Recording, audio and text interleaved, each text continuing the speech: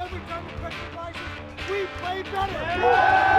Let's go take down the field. An Ultiworld subscription gets you closer to the players and personalities you care about with game video, in-depth written and video analysis, He's going to take off deep, but what he does is very simple. documentary shorts, And we've played Brute Squad before, and it just feels a little bit harder to lose this year. and a whole lot more. To get your subscription or learn more, go to ultiworld.com/subscribe. Good morning and welcome to Ultiworld's coverage of the 2013 Club Championships live from Frisco, Texas.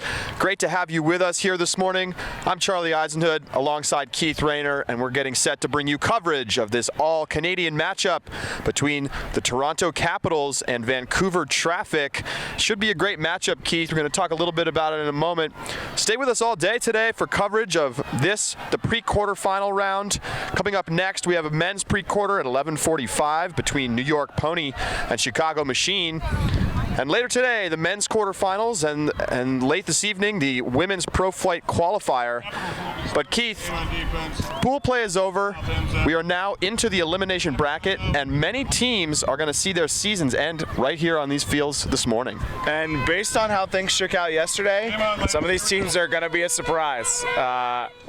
We've got teams that we didn't expect to battle each other in this early of an elimination format, and some team seasons are going to end well before anybody would have predicted. As we get this game underway, Kira Frew bringing the disc in for Traffic and dropping it off to Danielle 14. We'll talk a lot about her. She gets hand blocked to open the game by Alex Benedict.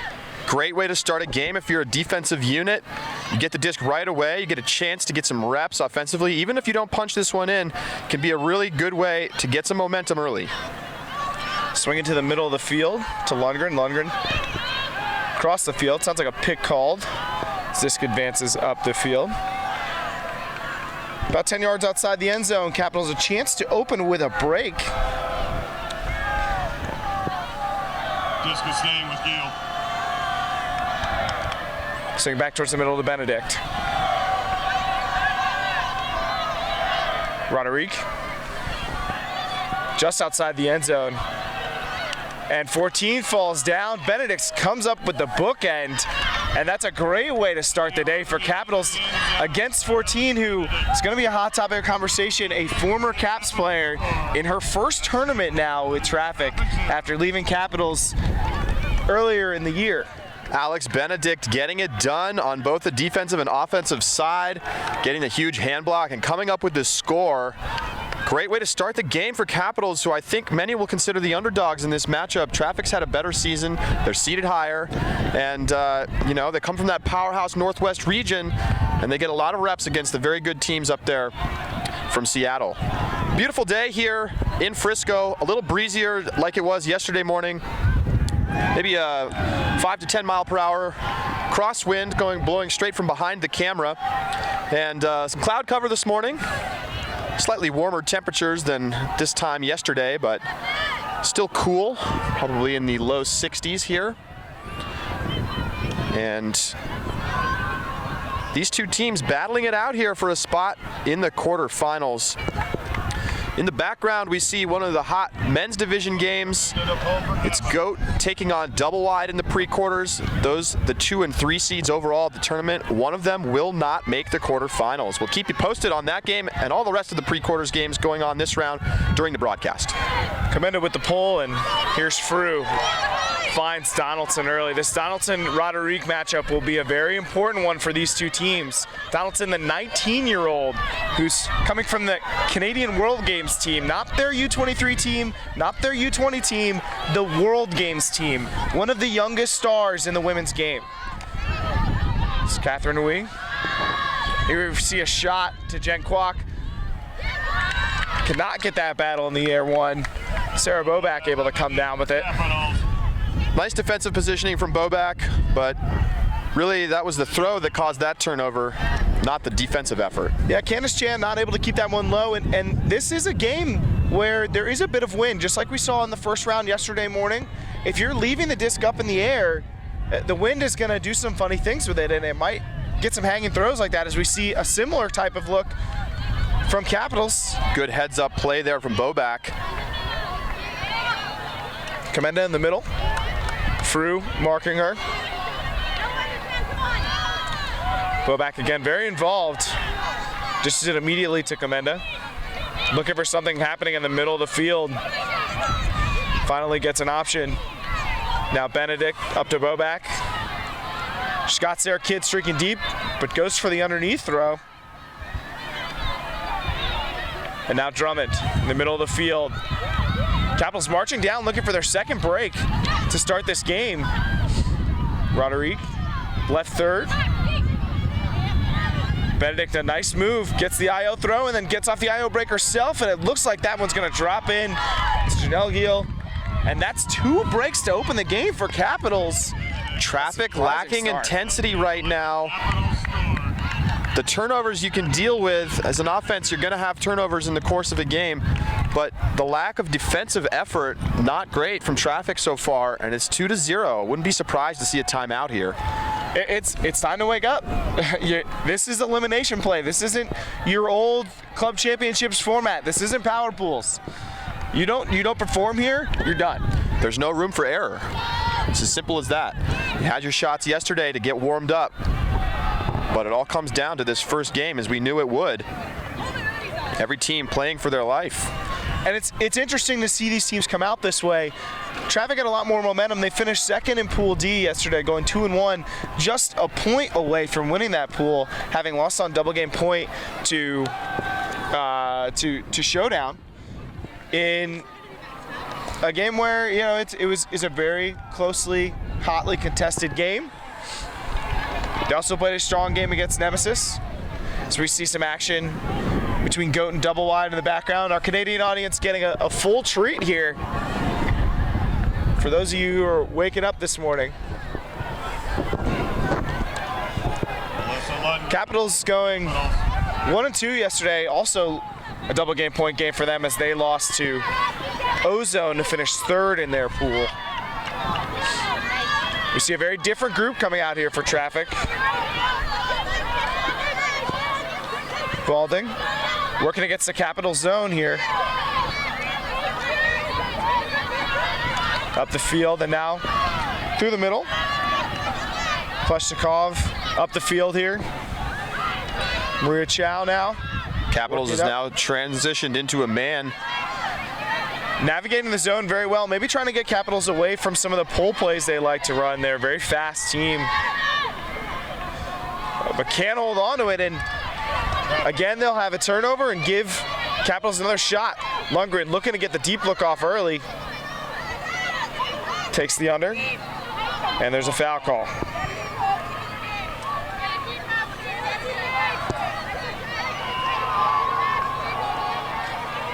Another matchup to watch if we're going to see more of it. Catherine Hui and Catherine Poran for Capitals, who's streaking up the field. Lundgren now sees a shot she likes. Hits it. Patterson now just outside the goal line. Drops it off to Lundgren. Just about 10 yards away from a third consecutive break to open this game. Lundgren working. Oh, just too small a window for her to come up with that. She's a great handler with a big body who's able to use that to deny space to defenders, but they're just not enough room to work with. Traffic gets their first break of the game here, and they're going to need to take advantage of this opportunity. They're down 2-0. They've been punched in the mouth a little bit. Letting off a third break here is not what they need. It's going to be important for their offense to get something going here. This zone junk look, though, looking dangerous. Stahl getting high. Staring over the top. Very clear what she wanted, but she does get it off. Not a throw that's going to threaten downfield as long as it was in the air. Carey now to Chow. Moving it back and forth, trying to find a space to attack. Up ahead to Balding. Balding again over the top. Chow, nice IO throw. Moens goes up and gets it and puts one up for Davison. It's a jump ball. She misreads it, but Catherine Hui able to run that one down and get Traffic on the board for the first time this game. The Traffic sideline trying to bring some energy onto the field as the offense finally gets a hold. Not a great throw there. Relatively lucky to get away with that one, but a score is a score. It's 2-1, and now we'll get our first look at this Toronto offense. Those are the two receivers, though, if you're Traffic, that you're willing to put up difficult shots to.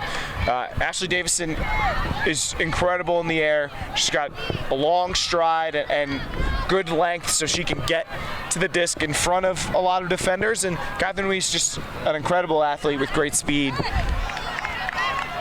Probably helped her pick up the garbage there. Quick update on the Goat double wide game. Dan Emmons just got a block, and Kurt Gibson picked it up and hucked for the early break. So it's 2-0 double wide, although I believe Goat just scored. So now 2-1, and the Goat defense will take the field. Be sure to stay alongside all of the scores today by following this stream in our Club Championships stream and news page, which you can find right on the front page of UltiWorld. Our coverage today presented by Spin Ultimate and Rise Up Ultimate. I'd like to thank them for their support. 2-1 here. Capitals with a pair of breaks against Traffic, and now this Traffic D-line will get an opportunity to get some of those back. Lots of work to do here. And they'll also come out with a zoning look. Benedict looking upfield right away to Drummond. Back to Benedict. On the left third, throws a little floaty one over the top, and Drummond and Davison both competing for it, but Davison admitting that Drummond got to that disc first. These teams know each other well. The players who've played together on various Canadian teams or throughout their careers, played against each other in the university circuit and club. Throw up to field to Kidd. Kidd now near the middle of the field with a flat mark on her. Now Benedict slices a forehand up to Roderick, and Roderick looking downfield, but that one comes out of her hand a little funny and hits the ground harmlessly, and it'll be an opportunity for Traffic now to get the break back. So both offenses looking a little out of sorts. So we watch for Benedict put that one into the grounds. Porter now looking for the big shot.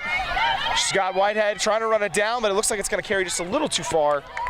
It's a great look to Whitehead. She has good speed. You can see that she had that separation. And those kinds of mistakes, slight overthrows, normal early in the game, but they got to take that shot every time when she's that open.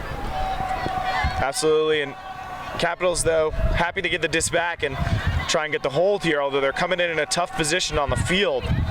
So we see Benedict go up line. Wu now looking over the top. Chan's able to get there, and it's going to give Traffic a short field to work with. Exactly what you need if you're trying to get a break like this and come back in this game. Ning now with a low inside break finds Davison, and Traffic gets one of their breaks back. And that's the way to respond. Defense getting a shot and getting that first score just the way the Capitals defense did. And we got a good game on our hands. It's 2-2. Unlike yesterday, the wind going from left to right on your screen, it's why you probably saw that disc carry a little further and why you see a zone going the other way for both teams. You can take those shots. Today's wind, though, a little bit more across the field than straight up and down like it was yesterday. The right-hand end zone will be slightly easier to score in because the wind is trailing sort of towards the back cone in a diagonal. We've seen both teams struggle to get out of that corner, though, in the low side of the field, which is the far side of the field on your screen here. That low side of the field's a dangerous position to be in, and I expect we'll continue to see teams use zones to try and make it difficult to get throws off from those positions. Elsewhere in the women's division, Brute Squad with a 3-2 lead on Heist after Leila Tunnell picks up off the pull and rips it to the end zone. So that's another great pre-quarters matchup we'll be keeping an eye on during this round. For Traffic. Mowens with the pull.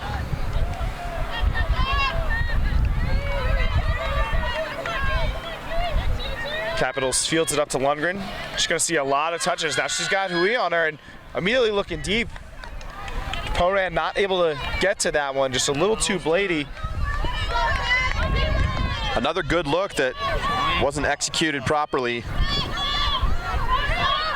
Receiver had steps, and they'll want to take that again as that disc floats over the top. Pulled in though by Laura Mason.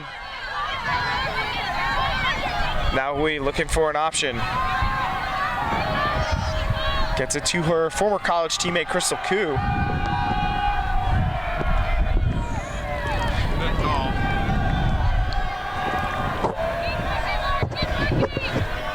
Pick call, but Koo now up to Hui on the open side.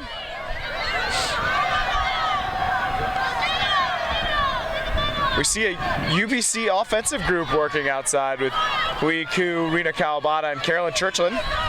Or Terry Whitehead, excuse me, as she tries to get down for one from Mowens, but not able to pull that in. Whitehead churning downfield and getting very open, but handler is unable to get the disc to her so far. A gutsy shot there from Lundgren, but just sees lots of green. But now there's a floaty disc, and Mowens has a chance at it. Gets a piece. Too difficult for the receiver to try and pull in after that back by Mowens. Patterson putting in the effort, but just not really giving a good shot at it. Here's Mowens now. She's been aggressive deep early on. Now Whitehead, moving towards the right third. She'll look up to Mason. Mason looking to reset. Little cloggy there. Now a deep shot again looking for Whitehead. This one a much easier look for the receiver to take in. Chow now getting the reset. And immediately goes back to Whitehead. She'll reel in the score. Whitehead doing great work for traffic on that point, getting open deep, throwing the dump, and immediately striking up the line to get into the end zone. And it's now 3-2, and we're back on serve, Keith. Yeah, Capitals wasting that lead as it evaporates under some inefficient play. Both teams still feeling out a little bit of the conditions here as well as each other. They haven't seen as much of each other as maybe they typically do in a year. But timeout on the field. And to keep you updated on some scores, Nemesis out of Chicago taking on Atlanta's Ozone in another of the pre-quarter games. And Nemesis has a 4-1 lead. So off to a good start in that game after a little bit of a rough Thursday, losing to Showdown in the opening game of the day. And behind us, men's division game, Sub-Zero scoring a break against Ring, and it's now 3-1 Minneapolis over Raleigh. So upset potential there. I think many would pick Ring of Fire to be the favorite in that game, despite coming into the tournament with just a slightly higher seed. Team's coming out of the timeout now. Capitals looking to end this 3-point run here from traffic. Don't want to dig a hole for yourself here. Capitals one of the few teams at the club championships without a coach. Their captains, Melissa Lundgren, Catherine Poran, and Darcy Drummond. The team leadership that makes a lot of the decisions about their strategy and line calling. But very uncommon at this level to see teams uncoached, or at least without a sideline presence who's helping them make decisions on lines and strategy.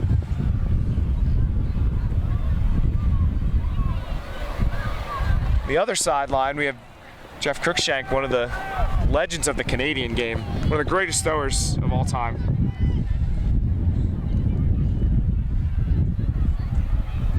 And throwing was a big topic for when I talked with Shank, as they call him, before this game. two of the top throwers from this Capitals team are playing with other teams at this tournament now. Anne Mercier, who's playing with Scandal, Danielle 14 playing with this Traffic team, and he thinks that it's really hurt the overall throwing talent on this Capitals team, as it would anybody. So he really wants to challenge them to throw a lot of passes, and that's probably why you're seeing some of these poachy looks. So we want to get 10 to 12 passes at least on every Capitals O point. Commenda now, looking to reset to Benedict. Goes up the line for the inside break. Nice grab by Lundgren. Now in the middle of the field. And a great inside break from Lundgren. Gets this run stopped as she finds Drummond to tie it up at 3-3. So both offenses giving up a pair of breaks and then putting one on the board. And that'll be relief for Capitals who want to get that defense back out on the field. Both teams struggling offensively here in the early part of this game. 3-3. Tied up at 3. And we can see this Capitals offense funneling through their top-end players. Lots of touches for Alex Benedict. Lots of touches from Alyssa Lundgren. Darcy Drummond getting involved. Catherine Poran being in a very important position on the defense. The top end of this Capitals team is very competitive, and they're looking to ride that out today, at least in this early matchup. There are some storms on the horizon. Not clear whether they're headed this direction right now or not. There is some rain potential today, and clouds all around us, in contrast to yesterday's bright blue skies with hardly a cloud. I believe this is the lone forecast on the weekend that has some precipitation and in its possible future. Getting a little bit chillier here, so perhaps cause for concern as the pull goes up from Capitals, and 14 fields it to Frew. A dangerous handling combo. They look upfield to Donaldson right away. Felton looking to use that length against the flat mark. A tight mark, and 14 with the drop. She's not off to the best start today. Maybe the nerves of playing against her former teammates getting to her. Poran looking upfield and not reeled in by Patterson there. Unclear from this vantage point if she got her hands on that. And now 14. Looking upfield and just another turnover from 14 and giving a short field, and Patterson gives it right back. Sloppy play creeping into these teams with great opportunities to take advantage and failing to do so. Throwing into poaches, maybe a sign of nerves. You know, you're just trying to get it out of your hands and tend to make mistakes in those situations. 14 now with 3 turnovers in this first 6 points. And now Frew looking deep. Chan's able to pull it in with separation. Resets right away to Donaldson. And Donaldson lets go of that disc a little funky and knows as soon as it came out of her hand that it was a mistake, and now Capitals trying to work the other way. Multiple turnovers this point, fairly in quick succession, so not yet at a long point as Roderick gets open on the far sideline.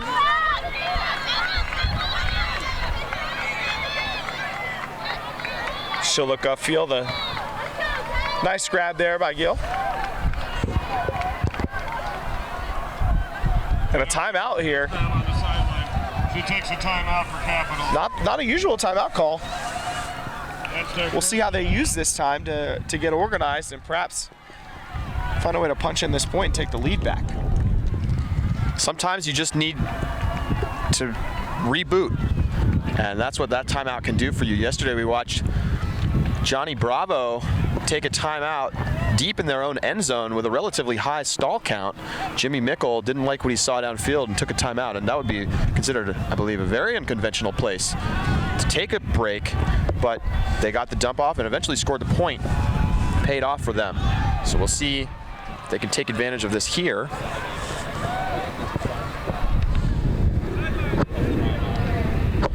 So double wide, starting to pull away a little bit against Goat.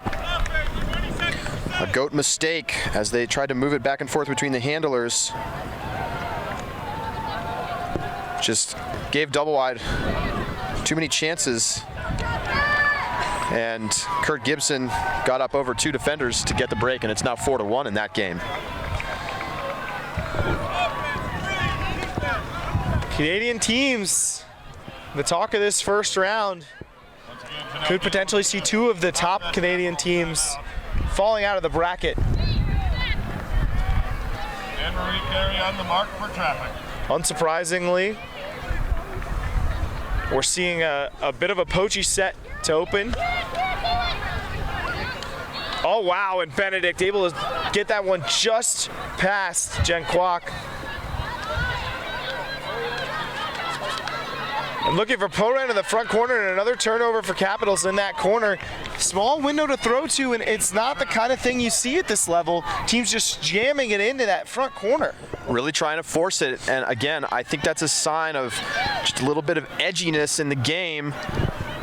Score 3-3, and just want to get it into the end zone, and when you try to do that, you often end up throwing into defense like that. And the Capitals need to be a little bit more disciplined with their dump and swing set, change the angle. Through up the line to 14, and she's going to put it to Wee every time. Not able to get that one far out in front, but Wee able to take position. Wee, one of the best cutters you will see at this tournament, and she's going to put it up the field. Candace Chan reeling that one in.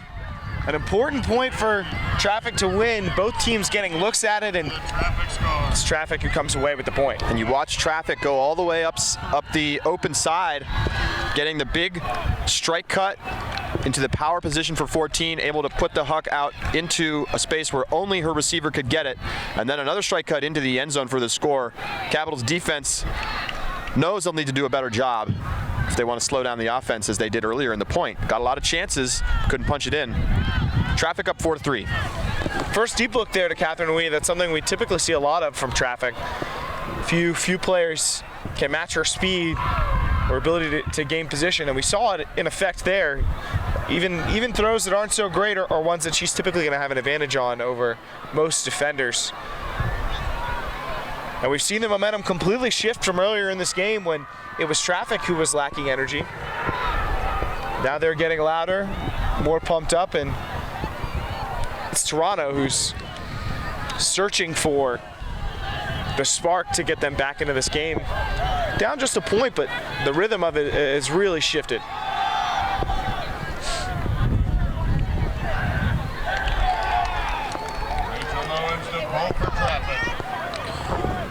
Sub-Zero still holding a slim lead over Ring of Fire in that pre-quarter matchup. It's 3-2.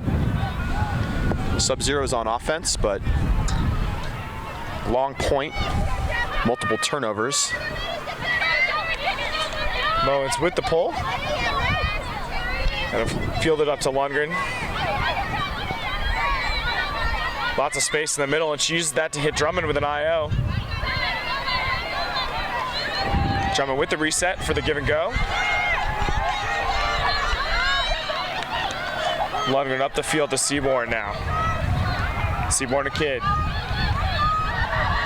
Kidd with the forehand to space. That one's going to drop into Thomas. Much better offensive flow from the Caps. They make it 4-4, and that's probably the smoothest offensive point they've had this game.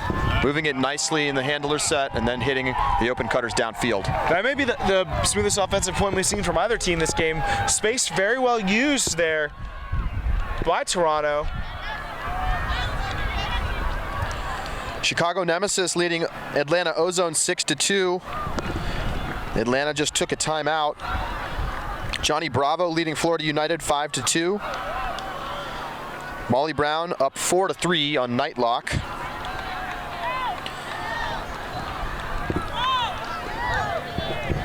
And Ring of Fire just got a break, and so it's 3-3 in that game against Sub-Zero. All of these games that we're talking about now, all of these scores, these are elimination scores.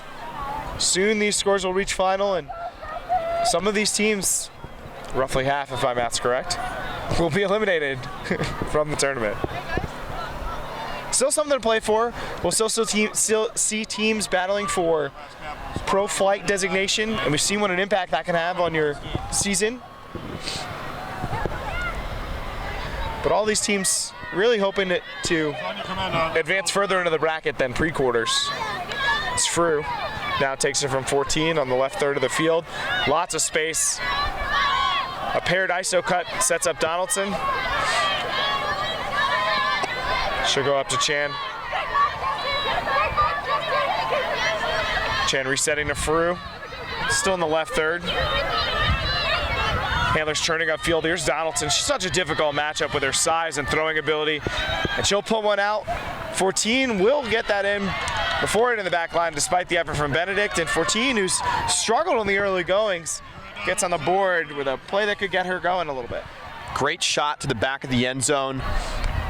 Looked like it might hang up a little too much, but had the requisite distance to be an easy catch for 14. And sometimes that's all it takes. You just need to get that one good play to get some momentum going in your own game and give you that confidence. You know, sometimes scoring a goal can lead to better throws later in the game. And I honestly, I can't tell you how fascinated I am with Mira Donaldson as a piece of the ultimate culture here. Just 19 and the things that she's doing at this age, she's such a dangerous weapon and could be that player for so long. And perhaps it's because she's, you know, all the way in Canada and still so young that we haven't talked a ton about her. She missed the college season or the late college season, did not play with the Thunderbirds due to some injuries. But this is a player who will be one of the top players in the women's division for years to come. Bent has a 3-2 lead over Austin Showdown. So that's a game to follow as well. Lots of close matchups here in the pre-quarters as teams tighten up lines, knowing that they need to get wins. We talked a lot coming into this tournament, Charlie, in the Ulti World offices about what this format would do to teams, and we're all confident that someone is going to go home well before they expected. We are going to see someone drop the ball or get surprised in a big upset. Certainly that Bent Showdown game would qualify. Showdown looking like one of the strongest teams in the field yesterday as Drummond takes a throw from Lundgren and then resets back to her in the middle of the field. 5-4 the score here. Traffic leading Capitals still on serve after each team got a pair of breaks at the start of the game. Lundgren and Drummond doing a lot of the work here as we see Lundgren again go to her forehand downfield, and again it's a little bit short.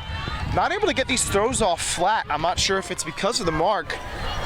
Lundgren usually able to use her size to get around most marks, but if she could get some of these throws a little bit flatter and give her receivers a better chance of them, I think we'd see Capitals offense finding a lot more success. Times when you try to muscle throws instead of letting them come naturally through your throwing motion, you get that outside in blade, and that sometimes will not hang up enough in the air to reach the receiver. Needs not to, sometimes you need to make a mental adjustment not to try to throw so hard. White, Davison, Neal now looking deep and kind of firing that without setting her feet. Not able to get a good throw out of it. Moens, no shot at that one. Lundgren comes back in. Chow, a much smaller player, but has applied effective mark by varying her depth. Sometimes close to Lundgren, sometimes taking a couple steps off. Deep look here from Poran. She's got Davison on her. Looking to reset, finds Lundgren. That's one area Lundgren has not been stopped. Getting resets more or less at will, but a stoppage of play here. Seattle Riot leading Portland Schwa 7-1. Riot has not had a challenge yet in this tournament. 15-2 for Capitals. Lundgren comes back in. Kidd able to get open deep, and Lundgren's going to take the shot. But again, the throw not coming out flat. It looks like there is a foul on the mark. Chow in rather vehement disagreement. They'll look to the observer, Mitch Dengler, one of the most experienced observers in Ultimate to make a ruling here. And the ruling is that there was no foul. So it will be a turnover, and it'll be Traffic's disc as they look to work it up the field to take a one-break lead.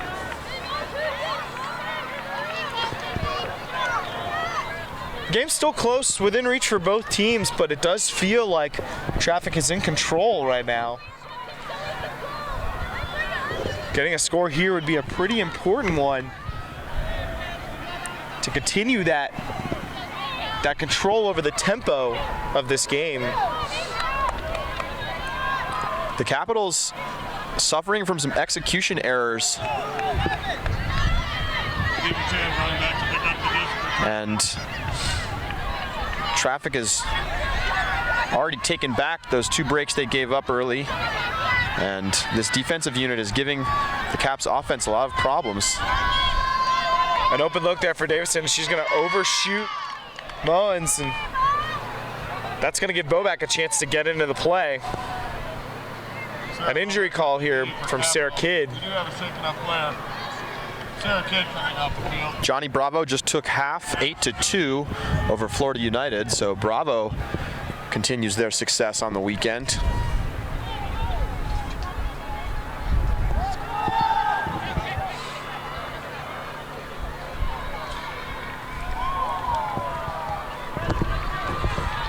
Long stoppage here.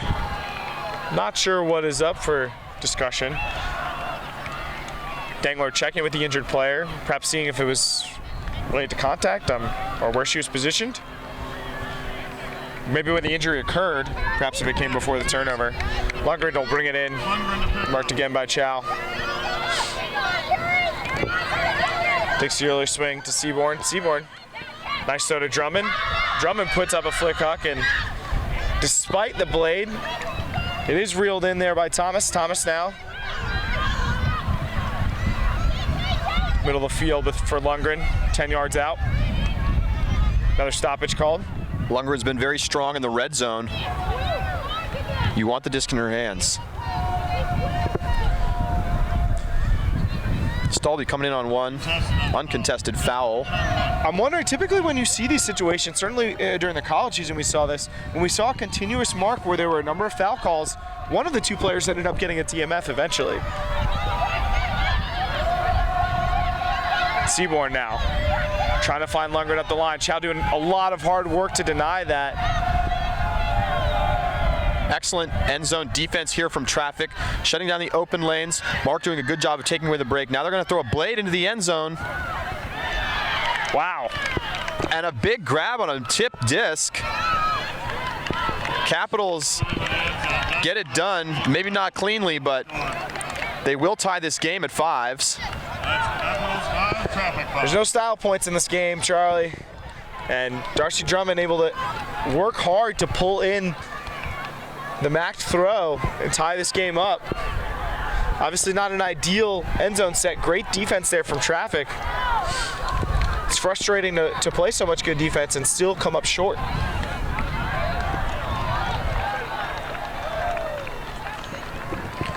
The GOAT offense just turned it over once again, and just saw in the background as double wide punched it in. Kurt Gibson with the goal. And you can see in the background there, double wide celebrating.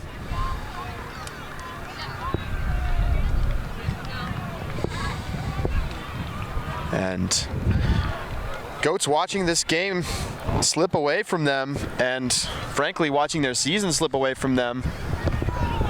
If they do go down, it will be a pretty big fall. Came in as the number 2 seed overall, had an argument for the 1 seed after beating Revolver at the Pro Flight finale, but went 1-2 yesterday, falling to Sub-Zero and Seattle Sockeye. And they're now in trouble against double wide. On the ball for Capitals. And they may miss out on the quarterfinals.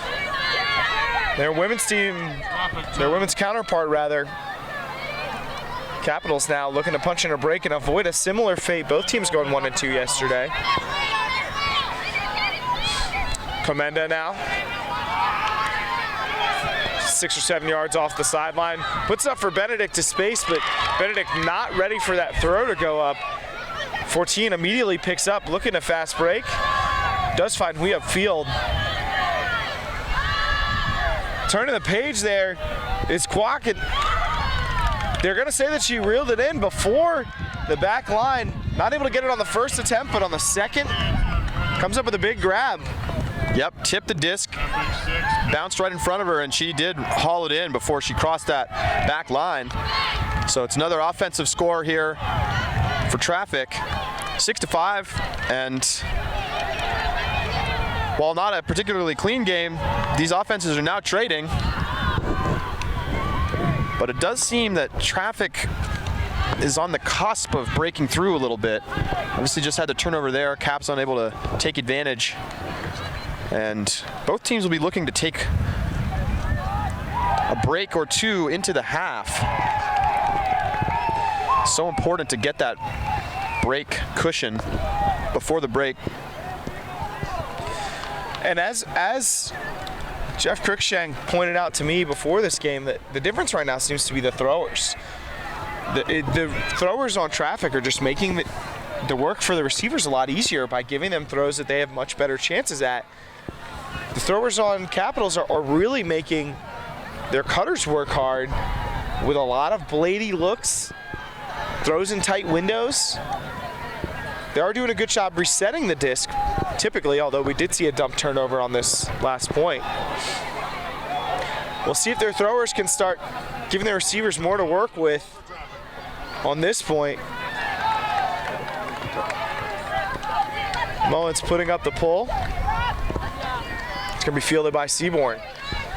Up to Lundgren, who sees a familiar face, Chow, come down on her. Kate returning to the game. She's out in front of Poran. Poran up to Lundgren. And Lundgren winds up the backhand and puts it out in front of Kidd. She doesn't look hobbled by that injury at all. She gets open deep and catches a score. Another clean point for Capitals. Very a strong juxtaposition between some of the offense they've run at other points in this game, but twice we've seen them come out and throw together a good point. Lundgren really the linchpin for this offense. When she's got the disc in her hands, good things are happening. See the huck there. She's been really strong in the red zone so far this game. So they're going to want to continue to give her opportunities to make throws. And keeping her up on that backhand side might be a great way to do that. Very nice touch on that throw. Drops right into the receiver's breadbasket. Yeah, very different from the forehands that we've seen her put up, which have been blading over. They've been falling short. Backhand nice and out to space, and we see kids able to run it out.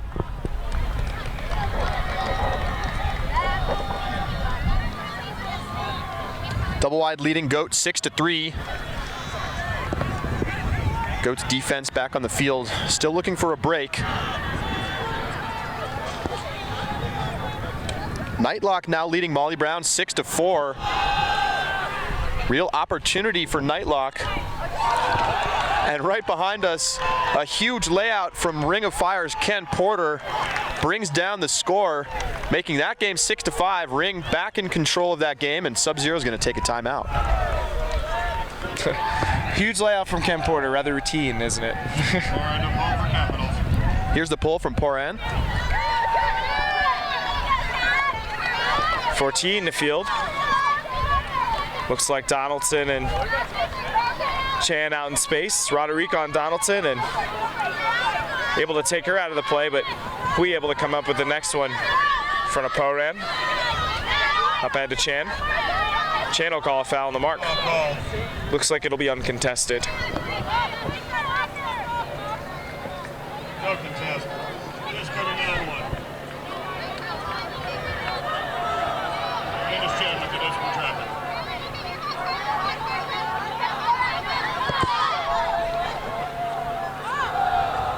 Now it looks like there may have been an offensive foul called against Chan. She's pushing off perhaps on the mark. Call coming from Dunbar. Disc coming in on 4. Foul call. Stahl will be coming in on 4. Chan looking to a dump. Very nice cut from Kira Frew, able to use that quickness that she's got haven't talked enough about what she brings to this team as she looks up the field to 14. And 14, a travel called by Benedict.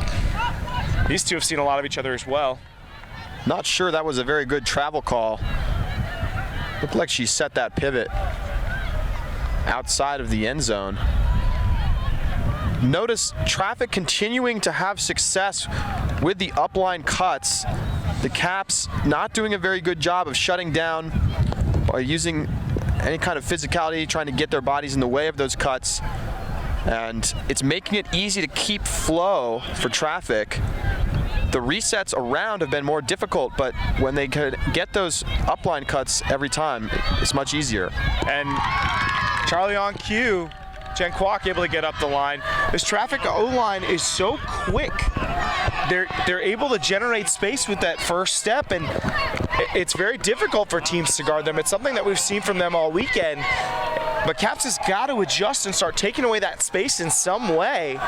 Maybe they could borrow that upline switch that Goat has brought out to the table. 6-6 the score here. Another timeout on the field. Take this opportunity to check up on some other scores. Brute Squad takes half in their game. 8-3 over Heist. So Boston in control and maybe playing in better form than they were yesterday afternoon against Washington, D.C. Scandal. A game they lost 15-7. Molly Brown still trailing Nightlock 7-5.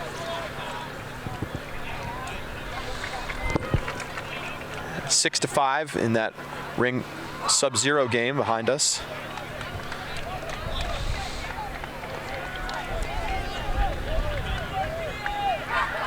And the game in front of us, a good one so far, 7-6. Traffic offense getting it done, using the strike cut to keep things moving. And I think one of the things you might expect to see and hear the coach talking about in that Capitals huddle is how they need to make that adjustment, stop giving up that cut, and maybe try to have Traffic beat you with the around throw or the over the top. And as much as we've discussed the adjustments Caps needs to make and the positives we've seen from Traffic, and them being the favorite in this game, just a point separating them right now. Capitals has been able to get done what is needed to be done to stay close in this game.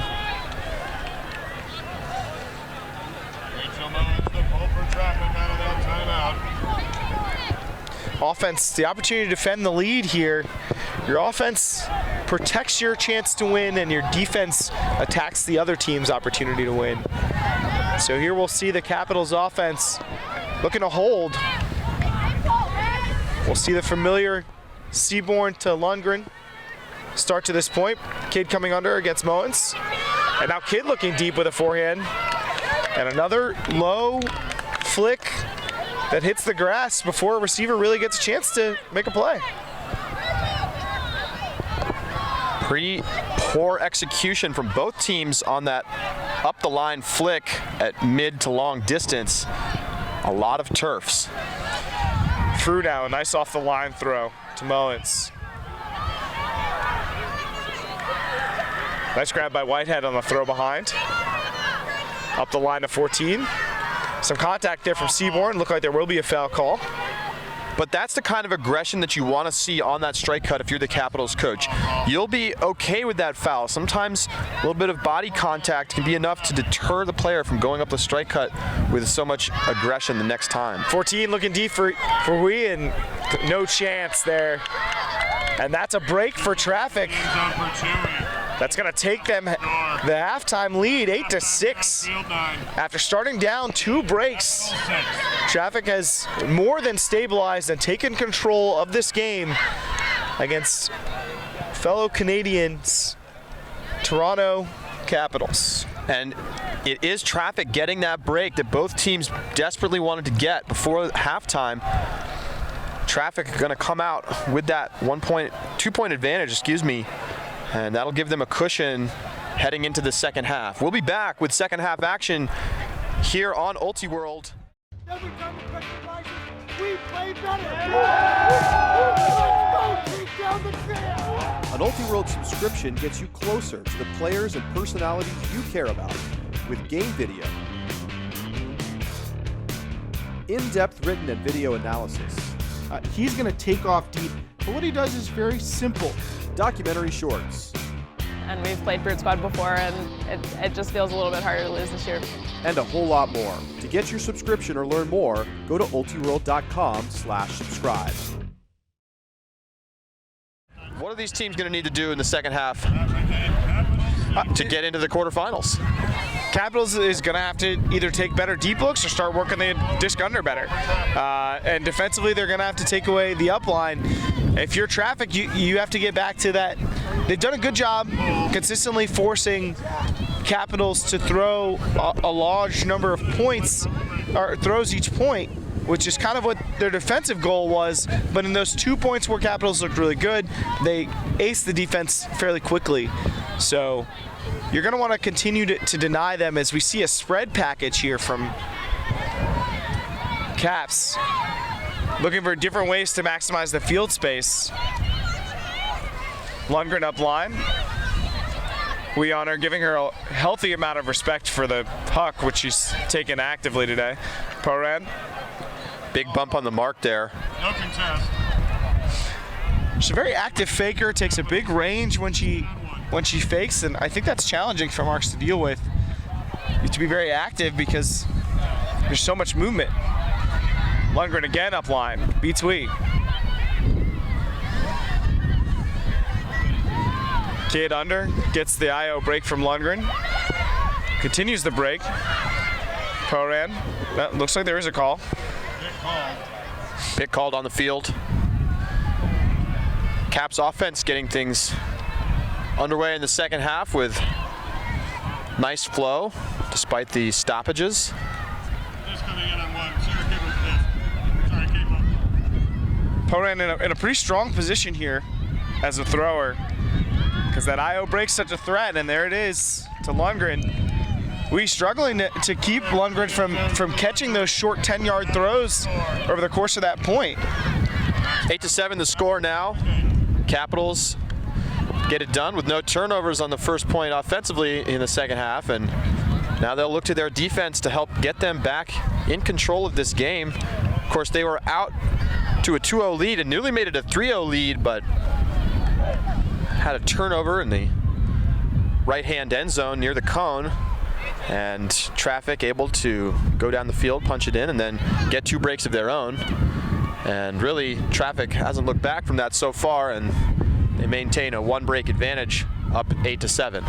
One of the things to watch in the second half, I would say, is how Darcy Drummond, Melissa Lundgren, and Catherine Poran continue to play.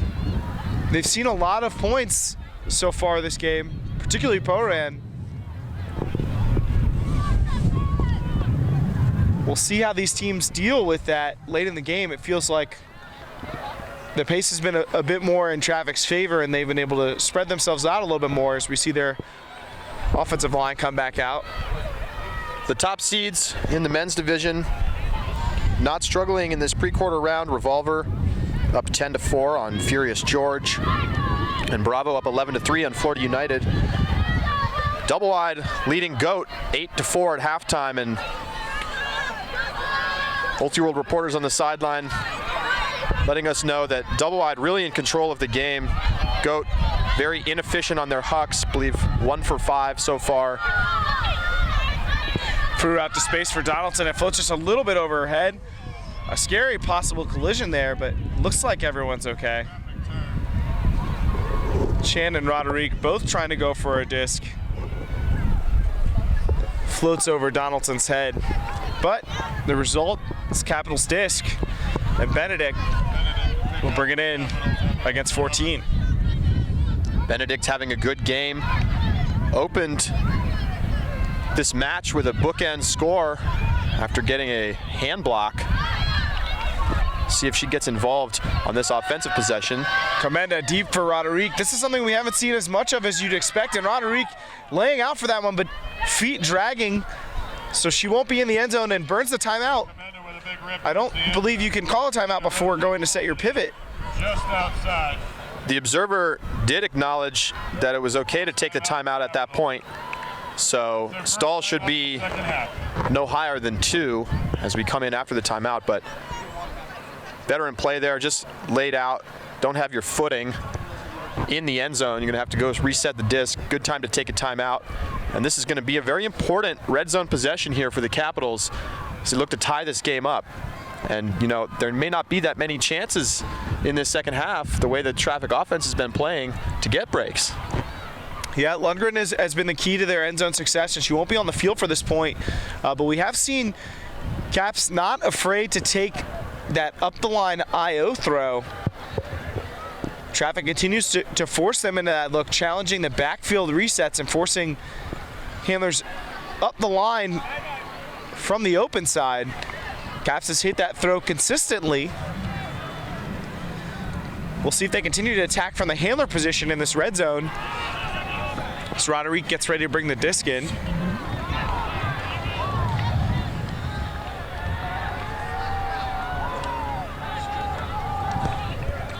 Roderick, a fairly notable playmaker on this Caps team, has had a very strong season. It's been very quiet in this game so far. It was her first real big play of the game. And Roderick with the disc for Capitals. Around the women's division, some score updates. Nightlock scoring out of half on Molly Brown. It's 9-6. Brute Squad up 10-3 on Heist. And Nemesis leading Ozone 12-4. Big blowout in that game. Traffic coming out in a zone set. They have come out off these timeouts in zone every time so far.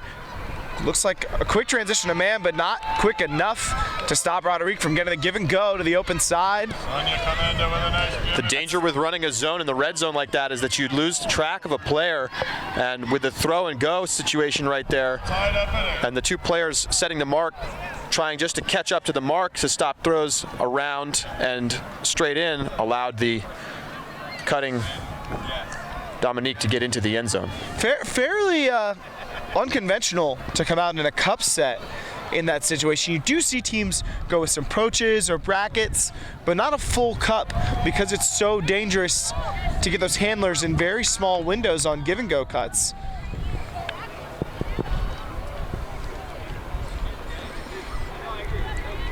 Keeping you updated on that double-eyed goat matchup. Goat scored out of half to make it 8-5.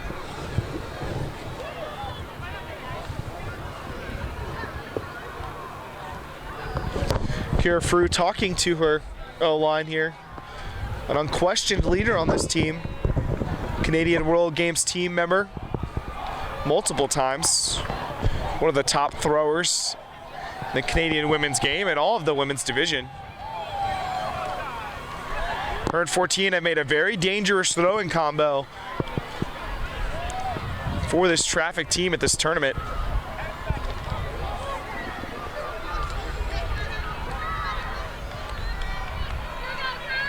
Sonia Commando on the ball for Capitals. Pull trails out of bounds here. It's going to give Traffic pretty good field position to start this point. As 14 retrieves it. This is 14's first tournament with this Traffic team after she moved to BC mid-year. She had already chosen not to play with Capitals before her decision to join Traffic late in the year. Donaldson with a great break around flick. Donaldson continuing to have an impact on this game. She finds Allie Short for Short's first score and Traffic score. another score for Traffic. Great throw there from Donaldson. Good vision and perfect execution right into the outstretched hands of the receiver. Score now 9-8. But despite the Traffic score there, Capitals have to be happy they got that break that they were looking for right out of half. Back on serve, of course, they'll need another to get the win in this game, but have closed the gap, and their offense will be able to go out and tie this game up at 9s.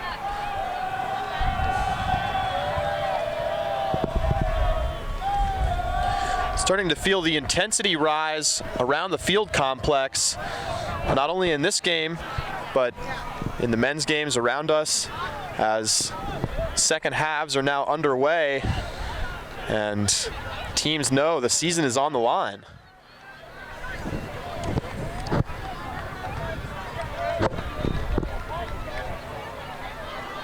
Darcy Drummond beginning this point, talking to her team. Again, reminding you that Capitals is one of the only teams without a coach in this championships field. Their three captains, Poran, Drummond, and Lundgren, taking on those leadership roles. It's got to be challenging at this level to handle those roles as players and coaches at the same time. Lundgren now nearly turns that over on the bobble, but eventually they'll find Kidd in the open side about 7 yards off the sideline. We beat up the field by Lundgren again. She's going to put up a flick to Bobak, and Bobak runs it down. It's the best flick hawk we've seen from Lundgren yet. Power position throw, gets it out in front of the receiver, and Bobak's going to take advantage of that. One of the top players in the women's division, but consistently being beaten up the line by Lundgren, despite the fact that we has a huge speed advantage in that matchup. Not having a great game, but players of that caliber find ways in big games to get it done. So we'll keep an eye on that matchup. 9-9 the score. Lundgren with the nice huck into the end zone. She's been playing well despite some early turnovers on the flick side. You can see the difference between her throws when she's getting it into that power position, coming with a little bit of momentum behind her and then making the throw and getting some nice loft on the disc, as opposed to the more static looks that have been bladier and hitting the ground before reaching their receiver. I'm curious about the personnel decision here from Coach Jeff Cruikshank. We has been playing primarily defensive points for most of the body of this game. Taking that matchup with Lundgren, despite the fact that we'd seen Maria Chow handle that matchup very well despite the size disadvantage, and we have struggled against Lundgren. It's helped keep Capitals in this game as we see traffic working up the field. Short. Having trouble finding Donaldson there. Roderick able to apply pressure, and Benedict's going to come in. Yet another opportunity to break. They haven't been in short supply, but unable to convert typically, and Benedict looks deep right away, and a number of defenders in the way, but Patterson able to get her hand on it. A clean opportunity to make the catch and fails to do so. That's a great throw right in between the coverage. Patterson has both hands on the disc and it bounces in and out.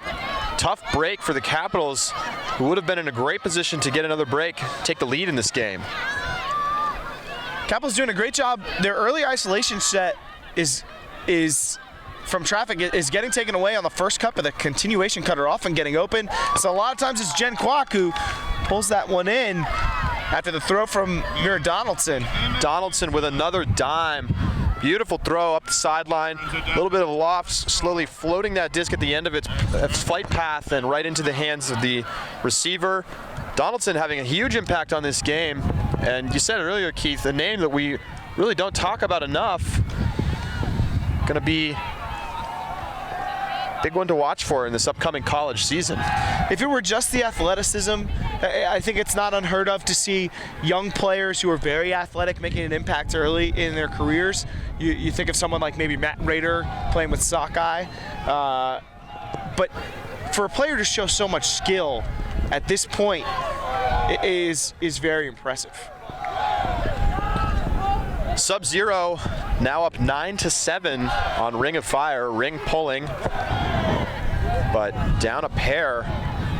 And Ring, a semifinalist last year at the club championships, somewhat of a surprise semifinalist, and now find themselves on the brink of a pre-quarters elimination.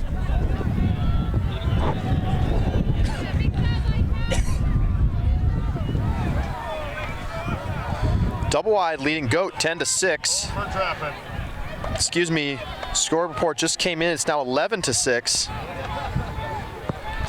And Goat really struggling to get anything going on the defensive side.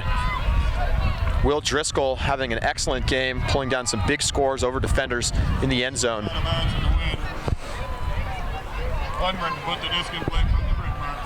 And here we do see the matchup change.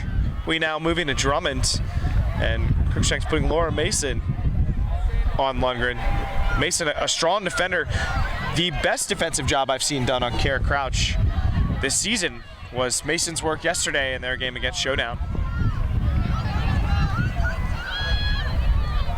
Break throw from Lundgren, finds Kidd. Resets to Lundgren. Very flat mark here from Mason, but that does not stop Lundgren from dropping a great flick. We talked about the adjustment she needed to make to get these out in front of her cutters, and she's doing it, and it's paying dividends. That still had a bit of an outside-in edge on it, but that was a much flatter throw than what we've seen from her so far in the game, and she's started not trying to force the issue so much on that throw, and it's working out. Both teams now getting big performances from a handful of players. Lundgren for the Capitals, Donaldson for Traffic, and it may come down in this game to which stars stay hot down the stretch. It's 10-10, and both teams playing much better in the second half, much cleaner than what we saw at the start of this game. Yeah, it's good to see that both teams are executing at a higher level, but I'm still not feeling the energy level that you would expect from a 10-10 game where someone's season's on the line. And you expect to hear these teams start getting noisy when they score.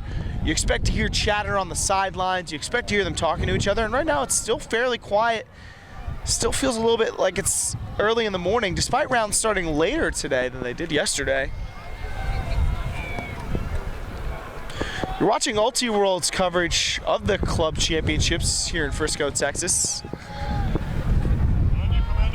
Friday elimination play.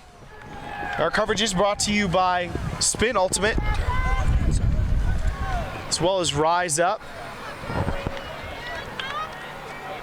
Be sure to take advantage of a 15% off coupon on any Rise Up Ultimate season. Rise Up Ultimate is the first and only professional instructional video series for Ultimate. Great for players and coaches alike. You can get more information on the Rise Up Ultimate Facebook page as we watch a Traffic Huck go too far out in front, and it'll give the Capitals a chance to take their first lead of the second half. A good look from Pushkov. She had an open receiver, and I think it was the right decision, just poorly executed. But the opportunity for Capitals is we see Kidd trying to get open deep, but a poach taking away some of that opportunity. Great deep by 14. Makes the reset difficult. Foul call on the throw. There's a foul call on the throw here.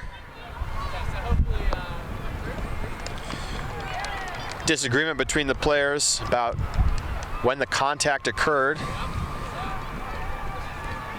The observer signaling that it was a contested foul. They won't go to the observer for a ruling. Stahl will come in on 6. The wind picking up here, gonna be difficult to get a throw up this flick side.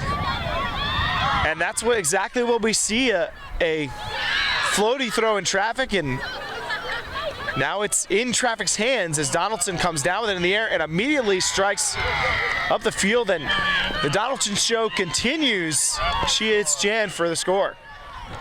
Donaldson, back-to-back assists. In fact, possibly back-to-back-to-back assists.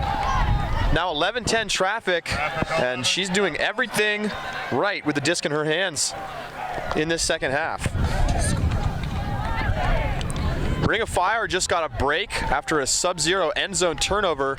It's now 9-8. Sub-Zero still up, but Ring fired up, known as a defensive-oriented team, and they'll send some fresh legs out to the line for this next point.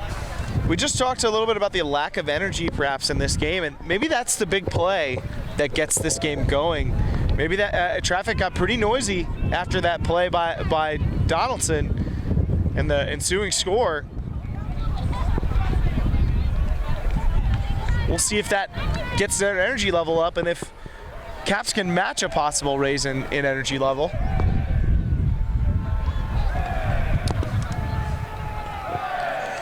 pointed this out earlier, Keith, and I want to echo that. Ball for Traffic. Relatively quiet sidelines from both teams, even during points. Doesn't seem to be a whole lot of urgency right now. Perhaps because these teams know each other well. A little unusual. Looks like there's a bit of a stirring on the sideline from Traffic as we see them come down in a zone and typically requiring a lot of communication. A nice decision to mix up your looks as we see Lundgren trying to go over the top. Moen's able to get in and contest the play. It's going to be a turnover or a foul call, actually. So maybe not a turnover. There will be a foul called. Foul called. Thomas feels that she was hit as she was trying to chase down that disc. We got her legs clipped by Moens. Two players talking it out. I think they will go to the observer here. And it's ruled that it was not a foul. Foul call is overruled by the observer. So the disc now tap back into play. And Traffic will have a chance to extend their lead to 2 once again. That's kind of ideal if you're Traffic. That's what you want to see. You come down in a zone look, and one of the first things you do is get a jump ball huck. That's by design, really, if you're Traffic. You see a poachy look here from Darcy Drummond early in the possession, and Chow putting the backhand up, and it floats, and Moens goes up and gets it. Great catch from Moens, getting in front of the two Capitals defenders, going up early and bringing it down. Now Chow, another floaty throw that goes over the heads, and this one Kidd comes down with, and we're going the other way now. Lundgren looking for the opportunity to put the throw up the field, but Drummond drops in early, and then she'll take the lefty throw over the top. Kidd pulls it in for the bookends. Reward Sarah with the bookend from the Capitals. Opportunity wasted there. Yep, Capitals Traffic 11. doing just enough. Good defensive pressure there. Wind playing a little bit of a role there perhaps in that point. And we're tied up again at 11s. And the wind has picked up, at least in the booth here. So likely down in the field, it's starting to play a bit more of a role as we see Chow turning the disc over, nearly turning the disc over twice there. Moen's able to bail her out of the first floaty throw, but no one there to save her on the second.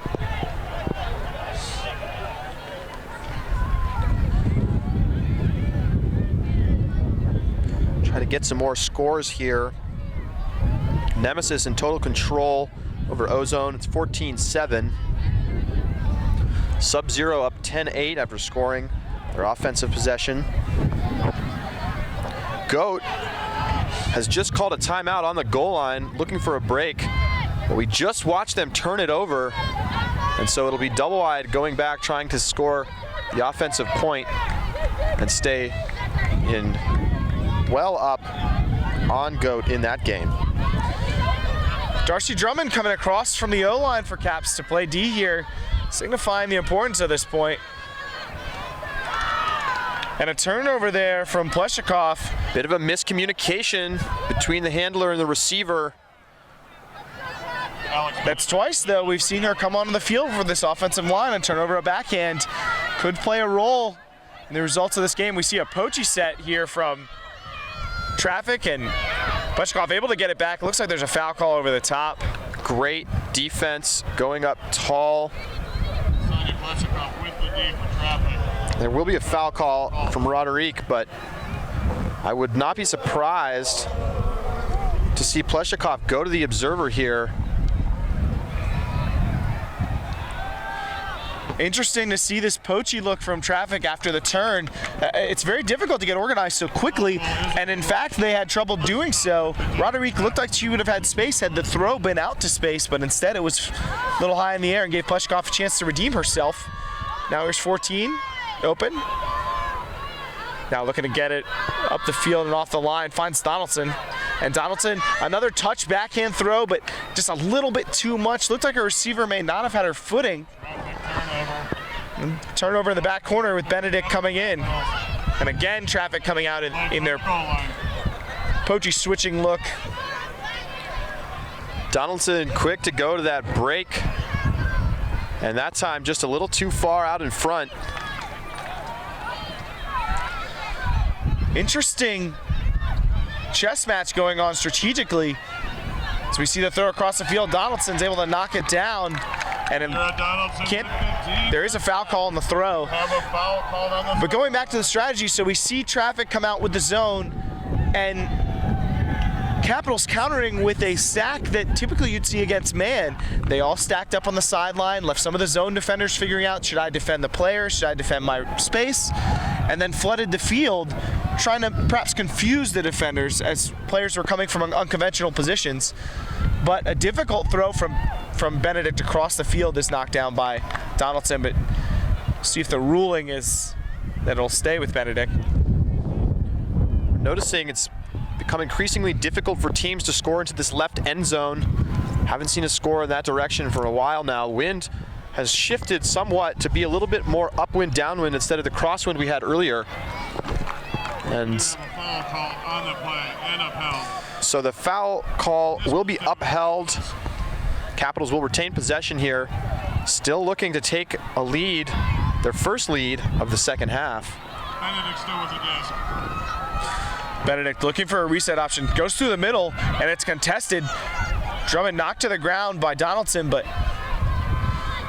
throw is caught by Capitals and now dished to Poran. Poran finding Drummond on the far sideline. Looking to go up the line. Drummond now looking to reset. Benedict up the line. And just a little bit too far out in front of her. Kind of big margin for error there. Capitals offense there really bunched up near the disc. Not a lot of room for anybody to get open. And you saw a forced throw up in the line, but Traffic's going to give it right back. A nice play by Roderick. She sees the cut coming from Donaldson. Times her invasion of the lane to knock that one down with the layout. And Poran going deep to Roderick. She's got position. She'll take it away from Donaldson. But there is a call. Getting perhaps a bit chippy here. There was a stall called on the throw from Poran. And she's going to go straight to the observer, and it is overruled. So the disc will stay downfield. This Capitals D-line now only about 20 yards outside the end zone, looking to take a 12-11 lead. We're all tied up right now at 11s. And it looks like Capitals are going to take another timeout. These two teams matched up at the club championships last year. And a bit of a contentious game there as we hear the cap horn go off. Goat has back-to-back breaks against Double Wide, so things staying interesting in that game. Double Wide had a very sizable lead. They're up 4, now just up a pair, and you can follow along with updates from that game on our Club Championships tournament page on ultiworld.com. Our Toronto audience getting quite a treat here. As we watch in the background, Double Wide does punch in the offensive line score. So they still have a big edge in that game, but a 3-0 run for Goat, keeping things close. And keep you posted on that game. All tied up at 11s here as the Capitals offense gets set. So far, every timeout that we've seen Capitals offense come out of, they have been met with a zone from Traffic, looking to throw off whatever play call perhaps that Capitals is looking to. We'll see if Traffic does the same thing here. And it does appear that they will set at least some, well, not just poaches. They're going to go into a full cup look here. And Frew has done a great job denying these resets in the backfield when they come out in these looks. 14 tasked with taking away the upline. And Roderick, not many options with 5 Traffic players around the disc, but does get the reset there to Comenda. Traffic losing track of Poran in their transition. A lot of people in this front corner. Poran able to get it away to Drummond. Drummond looking around with the flick. It's going to float in the air. in and out of the hands of the intended receiver. Again, Capitals not coming up with the big play when they need one. Risky shot into the end zone. Unclear why you take that shot there with so many poachers heading back to that side of the field. And it's Traffic's disc once again. Bobak not able to reel that one in. A great job by Chan. We see with the disc here now. It's just to apply enough pressure to make that a more difficult play. Donaldson now in the middle of the field.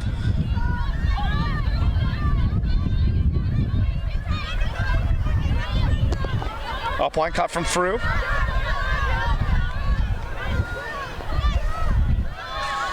Frew finds Donaldson, very small window. Out of bounds. And Dengler's gonna rule her out of bounds. The window a little too small. So Donaldson's foot on the line. Dengler with a great view right up that sideline, and it'll be the Capitals disc once again. Immediate look upfield and disorganization from Traffic. Foul called by Drummond on 14. Wouldn't be surprised to see a TMF given there, but Dengler, observer Mitch Dengler won't give one. Most of the TMFs I've seen from this weekend have been for language. Still disorganized Traffic defense trying to figure out who needs to be where. No cutters from the Capitals. A great effort there from Roderick to try and pull that in, but another strong defensive play from Chan. The Capitals relying on a single dump as their only cut.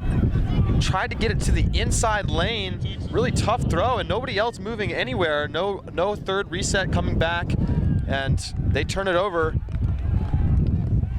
Some poor red zone offense here from the Capitals on this point. Still 11-11, and we have a second timeout at this point. And with this long point, the cap on, I think both of these teams sense that this could be a pivotal opportunity to take a potentially game-winning score if this continues. So that's why we've seen both teams taking timeouts so far, trying to get organized. Nemesis advances with a 15-7 win over Ozone. Nemesis on to the quarterfinals. Fury moves on to the quarterfinals after a 15-3 victory over Nova. Brute Squad also big win in pre-quarters, taking down Heist 15-6. So some blowouts around the women's division.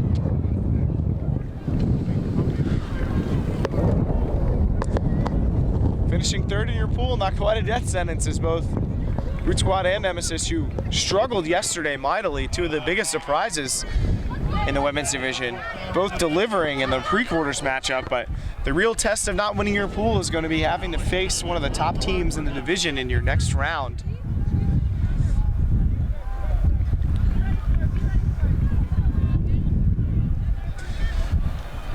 A dangerous group of cutters here. Donaldson coming under.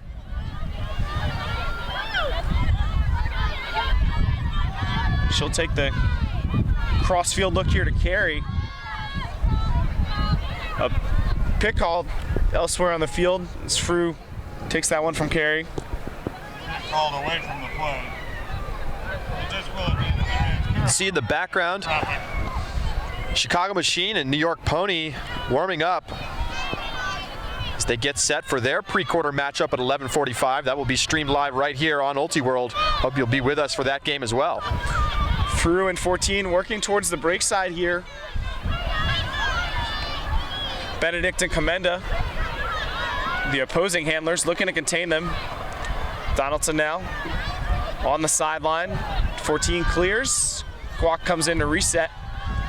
And another poach D from Roderick. A lot of contact, though. These dangerous situations that we're seeing develop as Roderick continues to jump into the lane in front of cutters. Roderick and the Traffic player didn't get a good look at who that was. I believe it was Chan. Chan colliding hard. Roderick smashing through Chan as she tried to come on the underneath cut there. And she's still down, holding her head a little bit.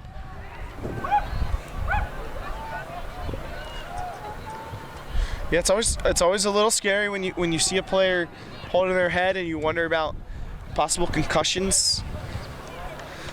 She's being checked out here. She's gonna have to take an injury here. Looks okay though. Hopefully just had her bell rung and nothing more serious.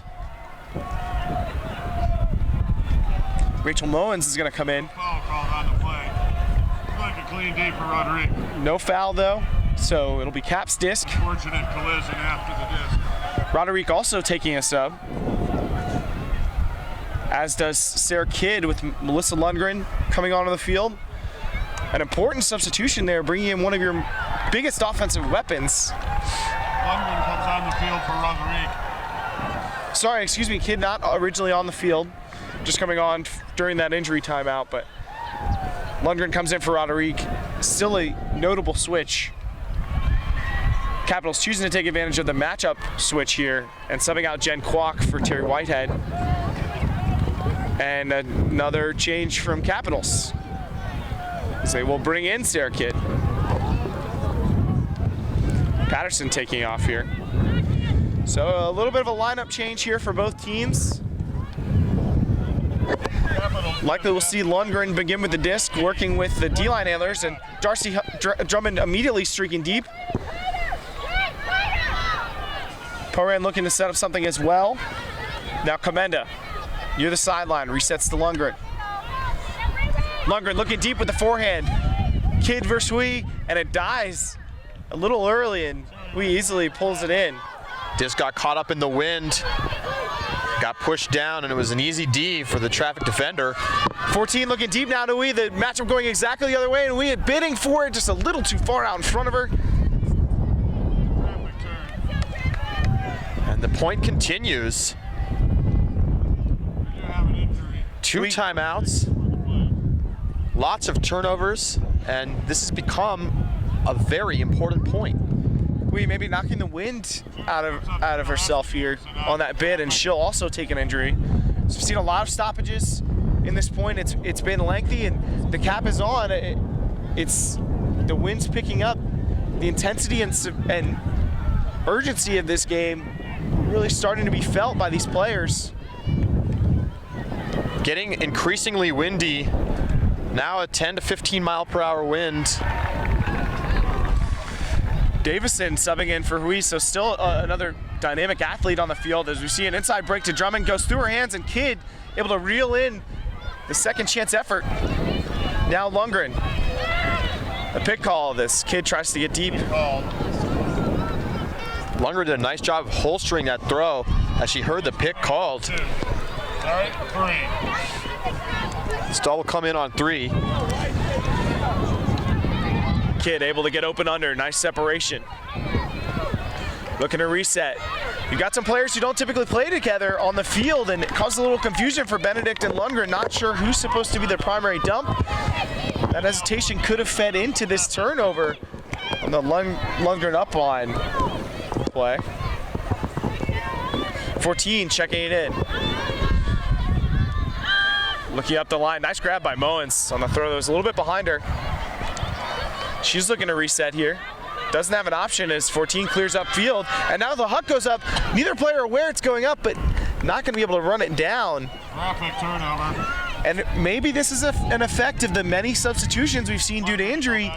These players not sure exactly what one another are going to do, and they're having trouble in the dump space figuring out who needs to be where. That was a good look to 14, but she didn't know the disc had gone up, had steps, and really if she had known, it would have been an easy catch, but she turned off the cut. She was clearing a late stall count throw, a piece of the disc. Carey able to get a piece of Lundgren's throw, nearly caught for Callahan, but traffic will punch it in anyway. Kira Frew with a huge D with the assist from Carey, and then she'll drop it off for the score. And the traffic sideline fired up. They know how big that point was. 12-11 now. Soft cap is on. This game will be played to 14, and Capitals have to feel defeated, and they just had some of their offensive players out getting tired on that point.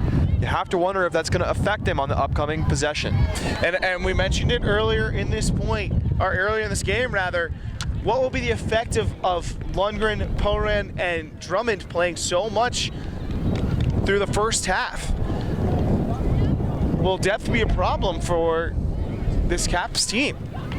And I know we announced that the soft cap is on and game will be to 14, but I have a feeling the hard cap is looming. And should any point approach the length of that point, and I don't expect one to, we might not make it to 14. Scandal moves on to quarterfinals. They win 15-10 over Phoenix. Double wide and Goat still underway. It's 13-10 double wide. I believe that game is capped at 14. So a double wide score will finish this game. We're returning to the field for this defensive point. Mowens, Mason, Davison, Whitehead also on the line. Maria Chow. And this may be one of the few appearances we've seen from Michelle Ning comes down on the mark. And a turnover on the first throw for Capitals. Maybe rattled by losing that last point. Ning coming in. A nice inside throw to Mowens. Mowens to Wee. Wee just a little bit outside the end zone now. Swinging to Chow. Chow with a beautiful inside flick break to Mowens for a huge score to take a 13-11 lead. Vancouver Traffic coming up with big plays late in this game. And Traffic now very fired up. Capitals looking a little bit defeated after giving up back-to-back points, losing that marathon point, and then turning it over on the first throw, giving Traffic to short field and the easy break. 13-11 the score here in Frisco. This is somewhere where I think you would like to have a coach, because the announcement was made before that point that we have 8 minutes till hard cap. You do not have time to waste in the middle of the field right now. You need to get 7 players on the line because you need to score quickly so that you can have in progress the next point before the hard cap comes on. The last thing you want to do is be down 13-11 with the hard cap over the top of your head. Capitals still have time, but really haven't been able to put together many breaks in this game. They had one right at the beginning of this second half, but since then have not been able to come up with a break.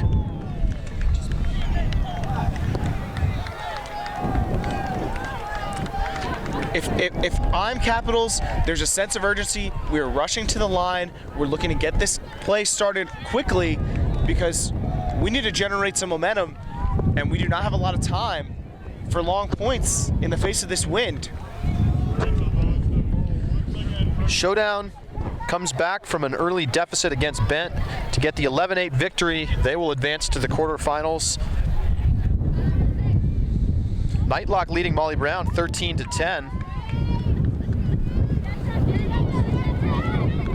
Mowens hanging a pull up on the wind, and it drifts into the end zone, and here's Lundgren with Chow on her now.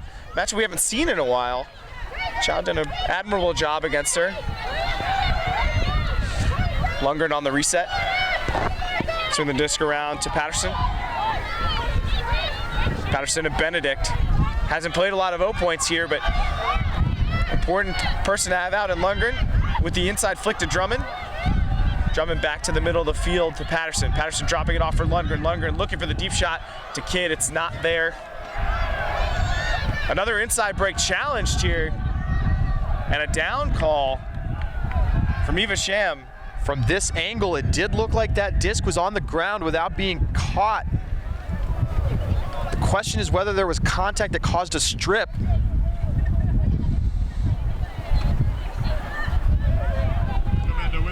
Looks like the disc will stay with the Capitals. Comenda now looking for an option downfield. Drummond going to the break side, not able to get there. The reset to Lundgren. Slide up line. Flick out to Patterson. Lundgren trying to go up the line. Chow bodies her. Lundgren calls a foul, and Chow is indignant. Goat just got another break against Double Wide. Score there, 13-11. Double Wide on offense, looking to finish the game. Hard cap looming, about 4 minutes away now. So Goat will need to score quickly if they want to have a chance to come back in that game. No foul. Disc coming in at 6. Patterson with the disc for Capitals.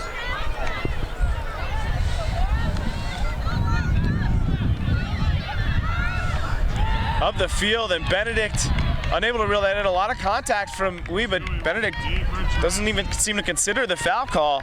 The disc hit her in the hands. She did not make the play. It had some zip on it, but that's what's going to happen when you're trying to punch it into that cone. A miscommunication leaves a wide open Laura Mason deep, but the thrower not able to get a throw up in time to take advantage of it. And Drummond's able to get in there and force the turn. Comenda up the line to Benedict. Benedict looking for a reset. Doesn't get a great option. Puts one up to Kidd, but it's not going to hang in the air. Oh my! Moen's macking the disc, and Kidd with a great layout to pull it in. Not the first time we've seen that from Capitals, and a huge play. Kidd coming up with the play that the Capitals have been waiting for. They've just needed somebody to make a play. They finally get one to get them back within one, and they're going to have to send out their best possible defensive unit here to look to try to break, get this game tied up, and have a chance to go to a double game point. And looking at this Capitals roster, I think there's about 10 or so players who have yet to play in this game, not taking the field. So that means they're relying on a fairly small group of people to do a lot of the work for them. I don't think you can say that for Traffic, and I wonder if who's fresher of these top-end players is going to be what makes the difference. In that Goat double wide game, double wide turned it over in the end zone. Goat has a disc, looking to make this game 13-12. Hard cap now, maybe 2.5 minutes away.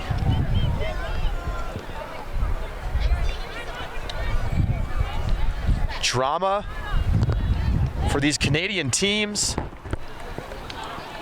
Both Toronto squads trying to claw back into the game. 13-12 here. Traffic up on the Capitals. We'll see who can win some of these difficult matchups. Expect to see Roderick on Donaldson. Expect to see Benedict and 14 going at it. We'll see Comenda come down on Frew. Roderick denies the early throw to Donaldson. It ends up coming up with a D after Frew floats one with not a lot of downfield options. And Frew with a huge layout to get it back on the first throw. Frew with perhaps a hero play of the game after Roderick gets another D. She's been unstoppable today, but Roderick doesn't see the Frew coming into that lane and getting that layout D. And 14 forcing the throw. Donaldson not getting a lot of separation there. 14 tries to squeeze one into her and can't control it as we hear the hard cap horn go off in the background. Floaty throw pulled in from Boback. No dump option here. She gets a tight window there to Comenda, who comes back. Comenda up to Kidd. Kidd with the flick out to space, but it's not going to be on point. Not a great decision from Kidd in this situation. Wasn't much of a window there, especially with the wind blowing across the field from behind our camera. That flick's going to get picked up and pushed, exactly what happened there. And they get the turnover, so Traffic with a chance again to get the win on this possession. 14 getting it off the line to Kawabata. Kawabata upfield to Kwok, and Drummond's able to get in there, make it a difficult play, and it's going to be a turnover. Capitals a chance for a critical break that could decide whether or not their season continues. Right away, the break throw from Comenda to Drummond, and Drummond the easy continuation. And we're going to double game point here. It is 13-13. What a wild game we've got here. Capitals just hanging around and finally getting the break that they needed to get this game tied up again. And this will be double game point. We talked earlier about how this game, all the momentum was with Traffic when they were making the plays, and Capitals was merely clinging to their short deficit. But late in this game, both teams have been making plays, but Capitals is making just a couple of more. And they're going to bring this to what I believe is Traffic's third double game point in 4 games this weekend, so they know how to play in a pressure situation. On the field behind us, Sub-Zero just finished the game against Ring of Fire. They win 14-11. So Sub-Zero will advance to the quarterfinals. And any questions about whether Sub-Zero is going to have a good tournament or not have now been answered as they reach the quarters with a win over a semifinalist from last year. And if you had to say one person who's been the biggest playmaker on this Throwback team, you would say Mira Donaldson, wouldn't you? Absolutely. And she's not on this line. The 19-year-old on the sideline. Throwback perhaps choosing experience over the hot hand. And in these big game situations, sometimes experience is the most important thing that you can have. Davison on the sideline with a huge mark from Poran, and Davison tries to fire a flick back towards the middle, and it is turned over, and Capitals is going to get the disc with a chance to win this game. It has been difficult for both teams to score into this left-hand end zone. Capitals have to work very patiently. The wind blowing pretty crisply here, 10 to 15 miles per hour. And a floaty throw back, and Moens eats it up. We see right away that throw floating, probably caused by that wind. Davison resetting to 14. 14 throws directly to approach of our former teammate Darcy Drummond, and Drummond looking at field saying, "Where is everyone? Someone go." Now she'll have to look for a reset. Gets Kidd and goes immediately up the line. Chow doing a good job to deny that. Contested throw, Bobak able to pull it in against Whitehead. Great use of the body to block off Whitehead and make the grab with the right hand. Great grab there by Comenda Fru, doing what she can, and here's the throw to Benedict. Benedict with separation. It drops down, and she's just a couple yards outside the end zone, and a chance for Capitals to go to quarterfinals. Right on the goal line, the Capitals, they get a stoppage. That could be a huge blessing for the Caps, who are facing a little bit of a high stall situation with no cutters downfield. Right on the goal line, the Capitals have the disc with a chance to win here on double game point. Contact there for Poran. Disc comes in now. And the toe in from Sonia Comenda gets Capitals the game. An unbelievable turn of events over the course of this game. Capitals able to come back with a late push, some huge plays. Traffic just making a couple mistakes that just they couldn't afford.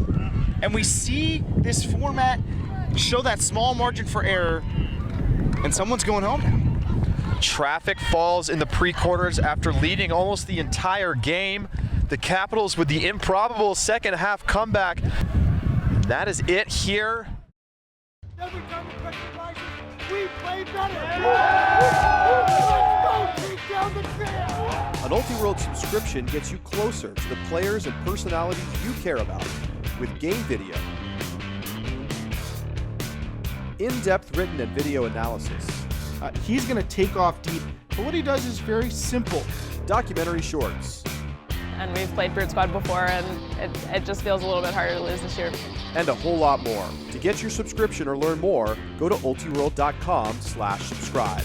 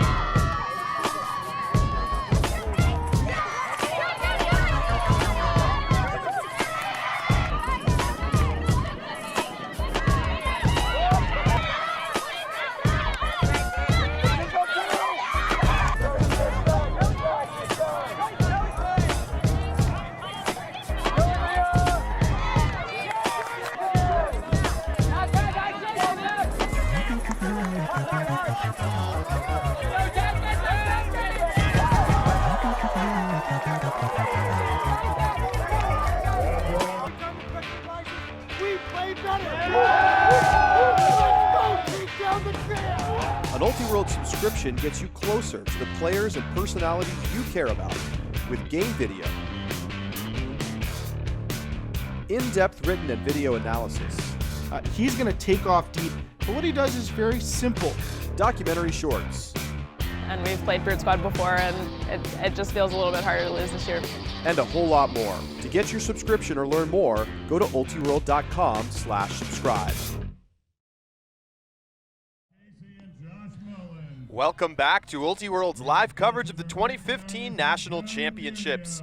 Very excited to bring you this matchup between Chicago Machine and Raleigh Ring of Fire in the quarterfinals. I'm Charlie Eisenhood, alongside Brian Jones. And Brian, these are two teams that have a long history against one another. And what you have to take note of, first of all, Ring of Fire is a perfect 12-0 against Machine in these two teams' history. Could this be the year that Machine takes their first win of the series between these two? We shall find out. Machine into this game because they got a win over the defending national champions, Johnny Bravo, in a game where Machine's offense was just clicking. Ring got past their regional rival, Florida United, to get into this game, and now these two teams face off for a spot in the semifinals. What are some of the keys to this game for each of these teams, Brian, as we get set to start? Well, let's start with Machine. I mean, one of the things you have to do when you face Ring of Fire is that they're a team full of guys that can do it all. Ben Dieter is so hard to guard because he can go deep at any point in time, and he's a very good handler, very good thrower. Noah Saul also has the ability to go downfield, stretch the field. So for Machine, their job is to stop the give-and-go movements early and try to make Ring one-dimensional. Now, if you're Ring on the other side, if you're game planning against Machine, there's one newcomer this year that's made all the difference in that last game, and that was Brett Matsuka, who's been throwing up dime balls to A.J. Nelson and Jonathan Houghton. You have to get the disc out of the hands of Matsuka. You can poach when he has the disc, guard him tight when he doesn't, need to get it out of the hands of Matsuka, and from there, need to stop the huck game for Machine.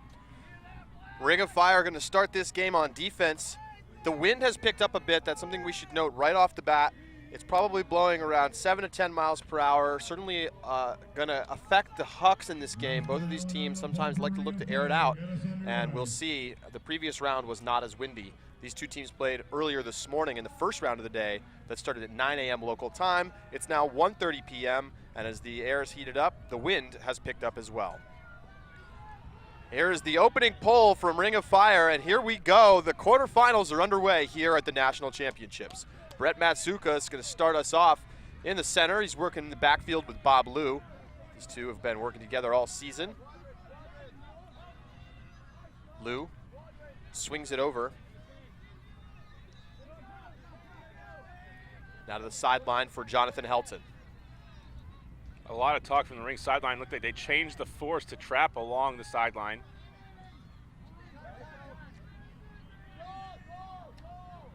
And a call is going to hold up play.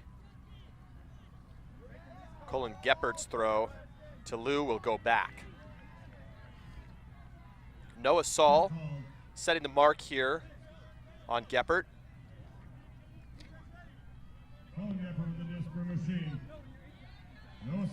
So far, a good defensive possession.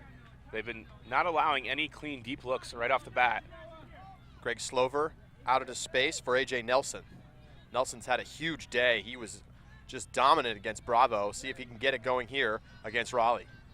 You can see Ring right away trying to target the handlers. You see a lot of no-round marks trying to force them on the sideline. And Brett Matsuka throws up a hammer, hits Nelson. Gets it back, fakes the scuba, now looking to get rid of it, and he finds Bob Liu, but it's ripped away by J.D. Hastings and a pick call. And Hastings thinks he had that first.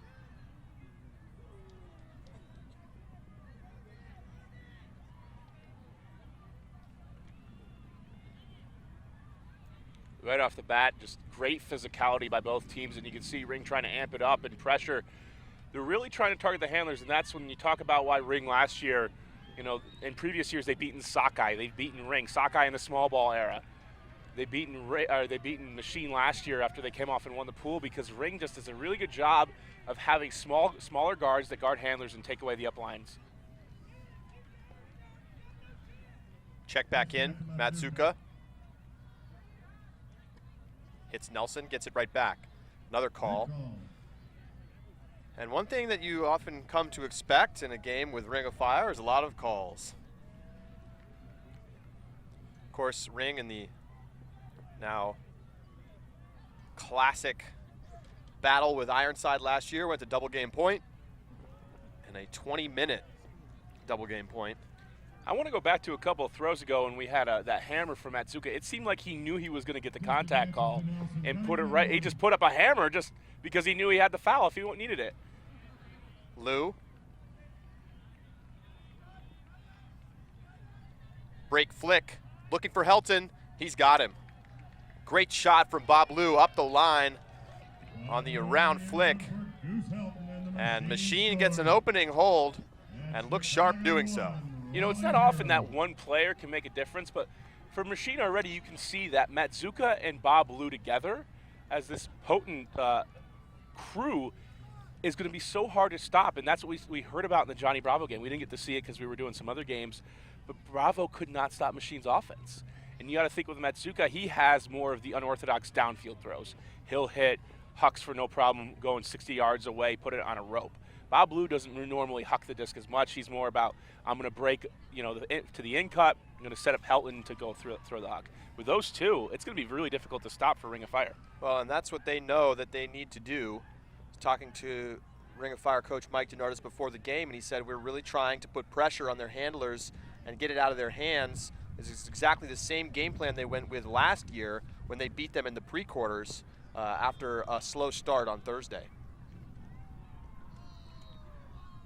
And, you know, talk about a revenge possibility here for Machine.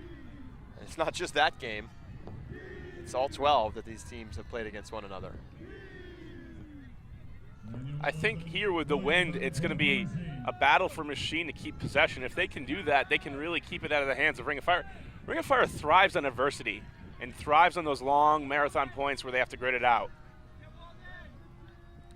So Ring of Fire will get things started. Jared Inselman, a recent addition to this Ring team, playing for the first time with Raleigh here at Nationals. He used to play for Ring of Fire, is most recently known for his play with Chain Lightning. Just a absolute veteran handler, 6'2", he's 35 years old. So Inselman marshaling the offense to start. He's looking deep to start. And up goes Jack Williams, who continues it into the end zone for Micah Hood. And it's a nice, easy score, and you hear the boos from the Ring sideline. I think that Ring already from that is, if Inselman is going to take that shot in the beginning of this game going downwind, Ring is prepared to play a windy style of game. They're going to hope that they get the turnovers. They're going to hope that they force Machine to have to play long marathon points. They're already buying in. We'll have to see what it looks like when one of the teams get an upwind chance.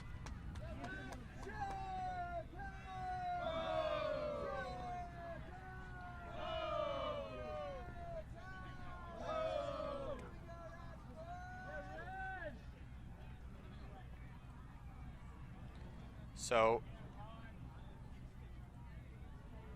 a nice smooth start for Ring's offense after a pretty good defensive possession.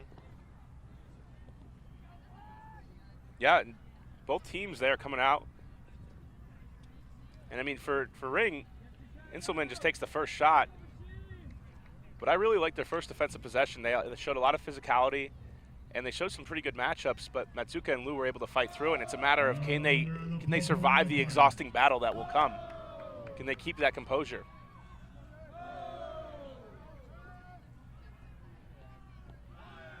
Here's the pull from Ring.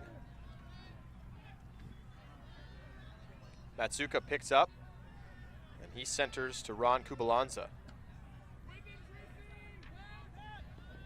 Geppert looking deep for Helton, and Helton's got it. That's an impressive throw to the back shoulder. That's something you hear talked about in the NFL. Geppert able to just see the rope, see the space, and put it behind Helton, and Helton recognizes it immediately. That's a chemistry throw right there. Yeah, Helton, one of the elite deep cutters in the game, and Ring knows it, but it's still hard to stop even when you know it's coming. And he has really refined his game in recent years to include a strong throwing ability as well. He'll come underneath and huck just as often as he'll go deep and catch goals. And we see that there. He opts for the latter.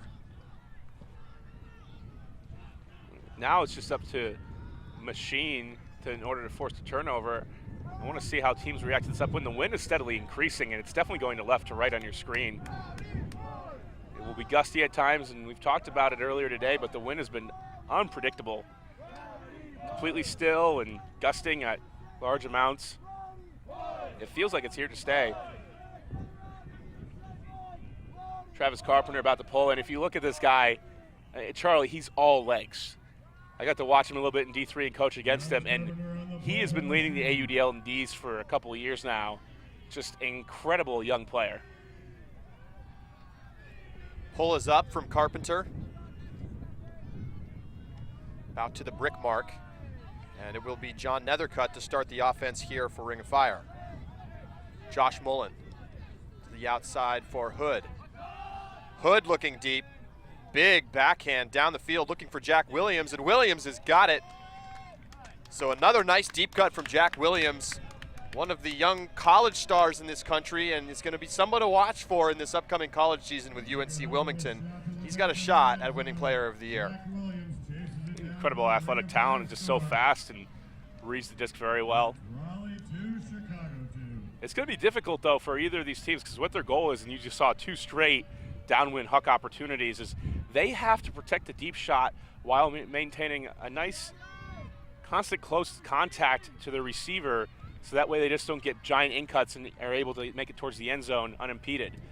You want to be able to tighten up pretty quickly once you get past half field, and that way you get in that range where it's difficult to put those shots in the back corner. Boston Ironside up a quick 3-1 on Austin double wide. Revolver and Truck tied at 2. Try to keep you posted on what's going on as best we can, but if you're really trying to stay up to speed on the other quarterfinals games in both the men's and women's division happening right now, you'll want to follow along on ultiworld.com/live. 2-2 here. No breaks yet, and some aggressive hucking downwind from both teams. I think with how quickly these teams are scored, you're going to see a lot of quick adjustments.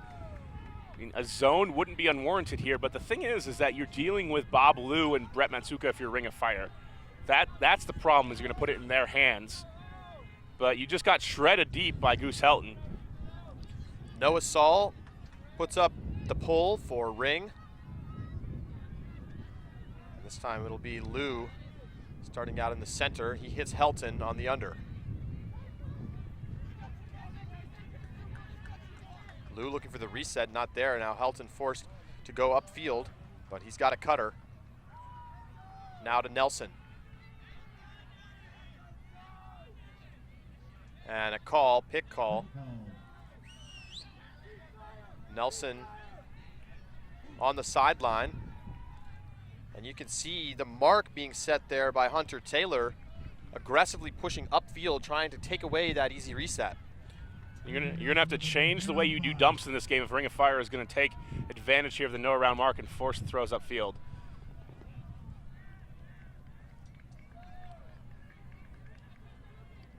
Zipped into the middle for Liu by Matsuka.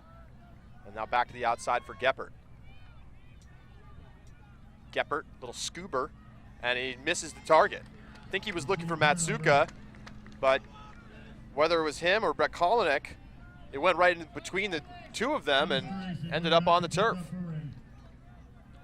First turnover of the game. We'll see how Ring of Fire here, they're gonna have to do a good job of creating space. Dennis Teresi checks it in on the line. Matsuka on the mark. Going upwind. And here it goes. Saul shooting deep. He's got Shane Sisko. There's a big collision, and Justin Allen is there to clean it up. Now he puts up a air bounce backhand that hangs up in the sky, and it's ripped out of the air by Machine. So a poor throw there on the last from Justin Allen, and his first touch of the tournament. We'll talk a little bit more about that, but either way, it goes back to Machine after the Poppelman sky. Now Liu looking deep. Matsuka has steps, but it's hanging. Coverage coming, and it's knocked away in double coverage. And Matsuka frustrated visibly with the throw. The wind doing some weird things with the disc. You don't normally see it hang going downwind like that. And a low throw to Justin Allen turns over after Allen can't hang on. Justin Allen just showed up to the fields about 30 minutes ago. He couldn't get out of work, so this is his first game of the tournament, and we've seen now a turnover as we watch disc bounce off of Goose Helton's hands. And for Machine, it's already a precarious spot because this is the kind of game that Ring wants to play. And they're ready. I mean, you put somebody on here, they have Justin Allen and a bunch of other athletes on the field. You wait until Terrence Mitchell is able to come down. Tristan Green has it. He hits Taylor. Bounce to Saul, now all the way around to the far side for Tim McAllister. Back to Saul. And this is a game that comes down to how well you play defense. You're going to make some offensive mistakes. And Teresi goes into the end zone for Cisco, but there's some kind of call. It's going to be a travel call against Teresi.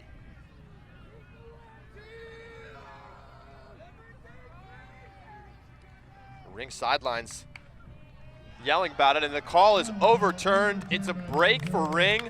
Cisco with the goal, and Ring goes up 3-2 on Machine. Yeah, just mistakes are going to happen in the win, and it's going to be about defense. And that's why going up win like that, when you have just the energy to keep cutting, an offensive line often when they're kind of vulnerable to this letdown in these winning types of games. I wouldn't be shocked to see Mike Denardis already trying to change things up, change around their offensive and defensive line. I think Machine would be wise to do the same. Big challenge coming up here for Machine. Got to go upwind on offense, and it's blowing enough now that that's going to be a challenge. You're not going to be able to throw 65, 70-yard hucks in this direction.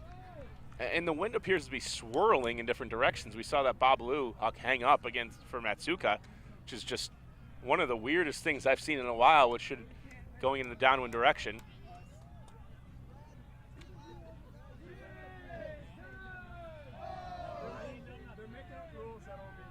Try to keep you up with some scores. Molly Brown up a break on Scandal. It's 3-2 in that game.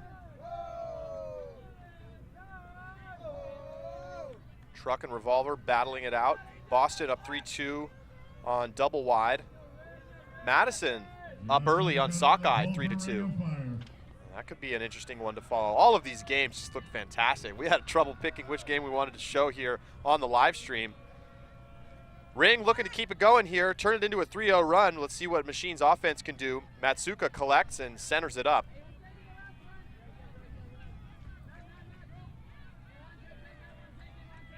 Out into space for Greg Slover. Slover swings to Matsuka.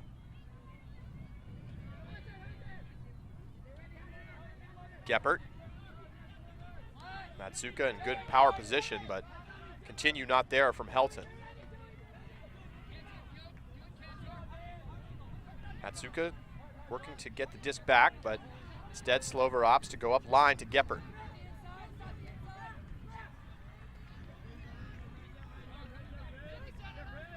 Big swing for Matsuka all the way around to Helton. You know, maybe it's just that we forgot that Matsuka can have such an impact on an offense because of the way he played with Bravo last year and didn't have to do as much. But really, he's dictating everything he wants. Matsuka draws two defenders, so Kubalanza swings. Now it's to Slover, and not quite into the end zone.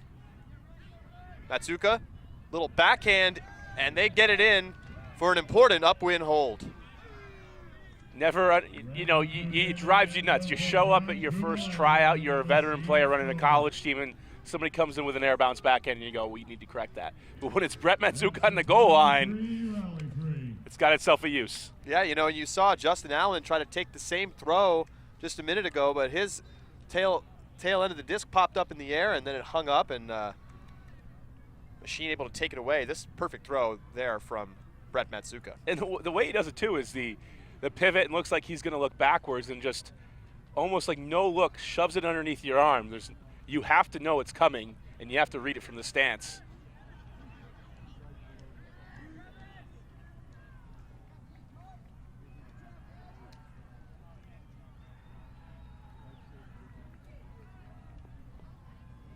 Again, make sure to follow along with all of the action in this quarterfinal round at ultiworld.com/live. Hope you're enjoying our coverage today. This is Ultiworld's live streaming coverage of the 2015 National Championships.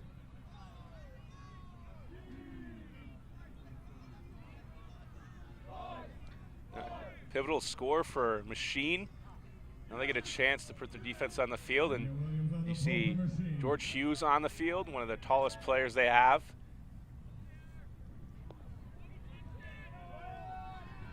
Disc centered up to Nethercutt. John Nethercutt, the Callahan winner this year, champion with UNC Darkside in the college division. Nice cut by Brian Casey. And Brian Casey's throw to the outside looking for Inselman is not a good one. And Machine gets a short field opportunity here for a break. Andrew Sheehan over to pick up for Machine. It'll be Andrew Sheehan picking up. Another no-around mark, really trying to force Machine to put it upfield. Eventually, Dan Williams finds some upline room, and now he'll throw into the end zone a little blading flick up the line, and he gets it to Michael Schwenk for the score. Machine gets their break back. They go back on top, 4-3. And that's a good sign for this Machine team, who's historically looked at Ring of Fire as a monkey on their back. Be able to come back that quickly, and it just seems like you would like Ring in this type of game, but with Matsuka and Bob Liu being both available, that throwing prowess is going to be so important as we go throughout. They're just going to be unimpeded by the wind, whereas Ring of Fire doesn't have the top surgical throwers, those clinical throwers that we think of. Noah Saul is a very good player, very good thrower. The one person that is the equalizer is Jonathan Nethercutt, but we haven't yet seen him try to go ahead and put that down the field. Yeah, I think he's been working on being a bit more conservative, depending on the situation. Of course, one of the great forehand throwers in the club game, and we have certainly seen him air it out. And if we do end up seeing him come on to the offensive line, as it looks like he will be out there for offense on this point, this is the time where you might see him take that shot going downwind. We got a shout out from Mark Lloyd and saying he thinks the key to the game is looks like the Machine O-line needs to hit the resets early and not let the Ring defense clamp down. And that's exactly what Ring wants to do. They're trying to clamp down, and there have been a couple of high stall spots already for Machine. Inselman getting things going here for the Ring offense. He gets a big gainer to Nethercutt up that backhand sideline. Disc swings around back to Inselman. Such a dangerous thrower, uses his length so well.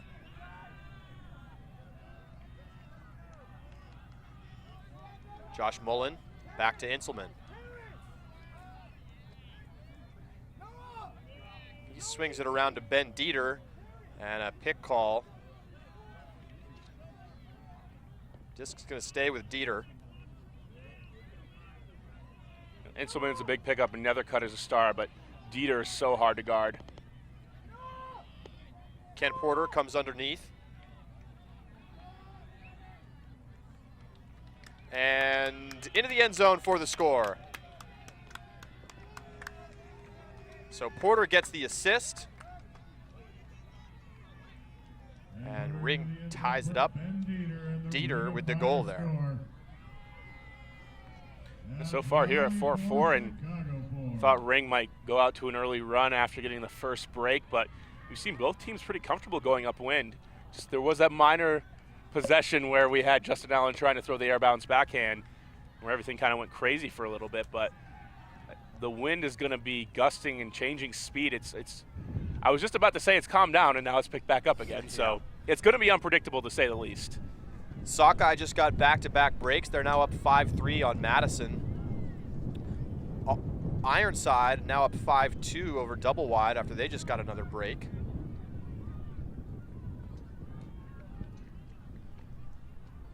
And Truck Stop just got into the end zone. 3-2 in that game.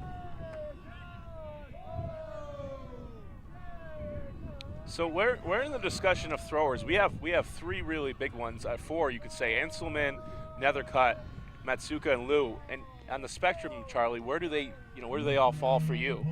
Well, I think they all have such different skill sets that it's hard to pick one of those players that you want to sort of build your team around. You know, you look at the creativity and vision of a player like Matsuka, the length and just athletic ability of somebody like Inselman, the power behind the throws of John Nethercutt. I mean, I think, you know, it's kind of what do you need in any given situation?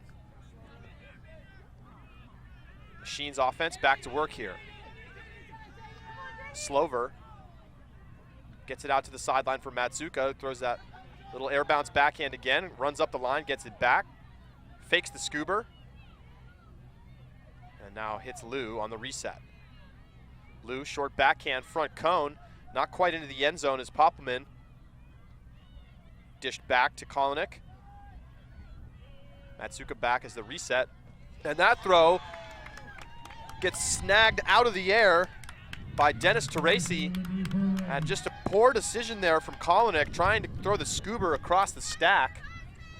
And Machine has done so well when they don't force throws, and that one was forced, and Ring takes it away. Playing a little bit too loose. That was what led to the first turnover.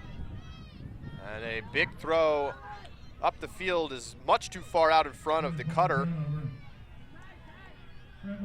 Roy Matthews headed that direction, but Machine will get it back. Matsuka picks up, Hastings on the mark. Slover.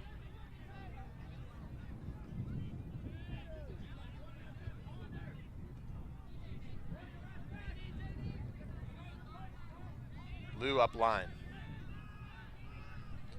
The handler's being forced upfield. You're seeing Matsuka try to take off deep a bunch. Really trying to clear out the space quickly. Slover back to Lou. Round to Matsuka. Little high release flick, hits Nelson. Nelson's going to be so helpful in this game, just having that big target.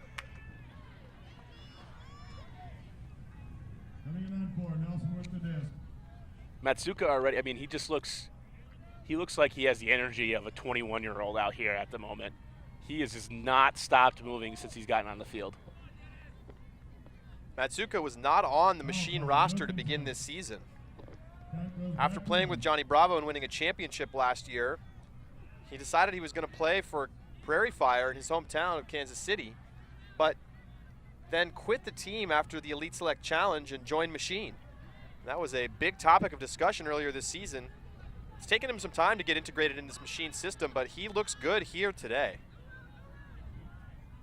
Round backhand, and it's Matsuka with the goal, Slover with the assist, and Machine gets a hold. Ring has done a good job on defense of making Machine have to be a little bit frantic in order to get the disc in the end zone, but Machine so far has weathered the storm, and it's going to keep coming. This Ring of Fire team has been relentless. You know from last year they'll never ever quit. And so it's just going to be one of those things, and after the battle of attrition and at the end of this game is Matsuka and Bob Lou still standing and being able to deliver the disc on time. Just got a shout out from UNC Wilmington Ultimate saying, you know, our discussion of throwers, they want to add to the mix Brian Casey, certainly a veteran presence, very good player in his own right. There's a lot of players on this Ring team that don't get a lot of talking point discussion, but are critical components of the success of the team. You know, Dieter, you mentioned earlier, one of those guys, just a veteran of the North Carolina scene, captained Cash Crop for years, sort of a second team in the area. Eventually decided a couple years ago he was going to join Ring of Fire as Mike DeNardis took over as the coach. There's a lot of guys on this roster. You have Joey Cretella from ECU as well. That's where Dieter's from, and then some NC State guys, UNC Wilmington. Pull from Machine goes out of bounds, so John Nethercutt will pick it up and take it to the brick mark. Of course, we can't forget Justin Allen and Micah Hood from App State.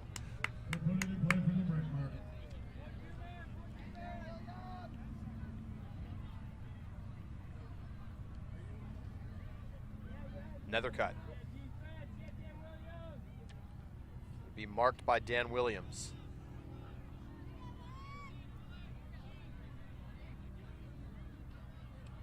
Goes to the outside for Jarrett Bowen, who sends it right back. Big layout, but Micah Hood runs through and makes the catch. Pretty stagnant here from Ring. Machine came out with a good defensive adjustment, stopping their pull plays, and now it's protecting the deep pretty well. Nice reset coverage on the first look there, but a good job by Christian Loritz to come through and fill that space. Now with Mullen. There's Casey. And there's a pick call, but it is not going to affect the play, so it's immediately called a score for Ring, and we're tied up at 5. Yeah, good offense by Ring. This is the first time you really see Machine, and when Ring's going downwind, do a good job of stopping the pull plays. It was in Nethercutt's hands. They were able to get it out to Bowen, and after that, get the rhythm to be a little bit disjointed, but still no turnover. Sometimes you can come on the field, you can play pretty good defense, and good offense is still going to beat you. Ring was issued a TMF during that last point for taunting. Don't know if you could hear from the public address announcer. Ring was given a TMF for taunting. And reportedly, Ring has been, at times during the weekend, cheering for their opponents. Apparently in their last game, they were outright yelling, "Go Florida." And they were chided by USA Ultimate for that after the game and told to stop the practice. But, you know, Ring, they like to try to find a mental edge. And they've kept their booing from last year. They boo themselves in order to hype themselves up. It made a great atmosphere for last year's game, but you're Ring of Fire, they're trying to play like a Disney villain here for USA Ultimate. And they like being the bad guys. You know, it's a little bit like what Florida Ultimate used to be back in the late 2000s in the college Ultimate scene. They liked being the chip on the shoulder, and they liked the feeling of them versus the world. Ironside up 6-3 on double wide. Offside's called on the pull here.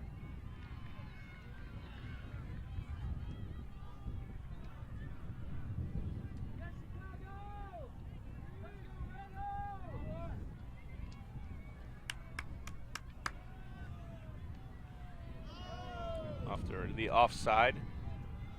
Here 5-5. I don't know what adjustments can really be made here. It seems like this is a type of game that's going to come down to a couple of pivotal mistakes. Or if the wind, it's gusting so much and going from relatively calm to pretty gusty, that could have an impact too. But both of these teams have great throwers. Both of these teams have great athletes. Justin Allen, Jarrett Bowen can haul it down. Same with Jack Williams on Ring of Fire. And we have AJ Nelson and Jonathan Helton. You're not going to have too much of a problem for Machine. Kubalanza up ahead to Kolinek. Kolinek with the wide swing back to Kubalanza and a pick call.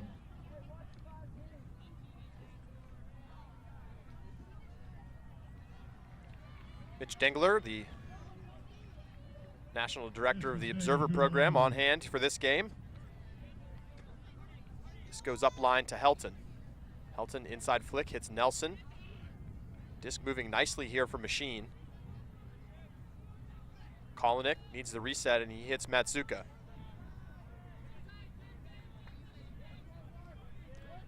Now you see more of a flat force and adjustment here by Ring of Fire. Trying something different. They're not really forcing the handlers to throw upfield. Kubalanza holding here.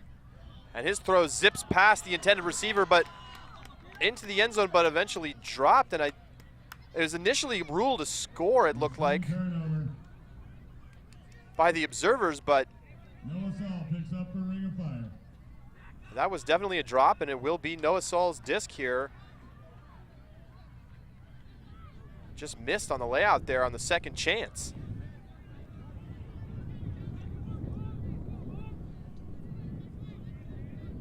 Joey Cretella, up line to Teresi. You might hear the wind picking up a bit. Saul. And here you get dump swing, you get the backhand side. Cretella has a great backhand huck. Right now, though, it looks like these teams are content to work the disc as opposed to try to play a huck and D type game. Tracy goes up line to Cretella. He continues to McAllister. Now Saul on the goal line, not quite in. And now he dishes a short throw, hits Taylor Pope, who kick spikes it. And the boos come out as Ring takes a 6-5 lead with their second break of the game.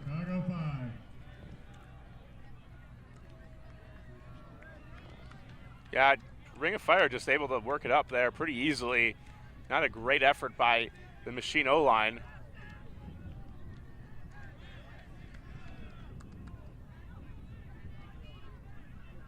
I think Taylor Pope's kick spike actually hit Jonathan Helton, because right now that's what it looks like they're discussing on the field.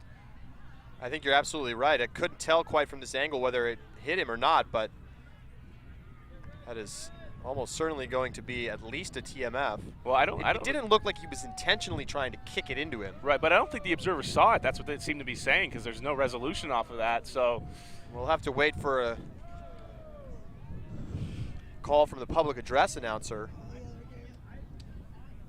But no indication from the observers about what their decision was. Ring, though, having no real issue working that up the field. No problem whatsoever. And it wasn't like they were dumping and swinging constantly or forced to do that. They really just put it up the sideline. Some scores from the mixed division. Ambiguous Gray leading Seattle Mixtape 6-5. Polar Bears up on the UPA 4-3.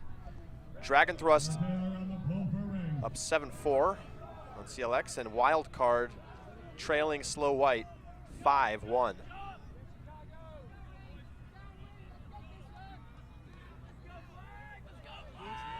So another upwind O point here for Machine. They converted last time. Let's see if they can do it again.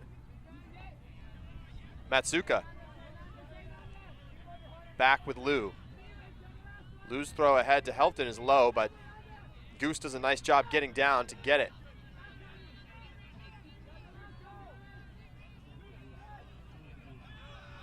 Matsuka hammer for Helton. Perfect. You gotta be kidding me.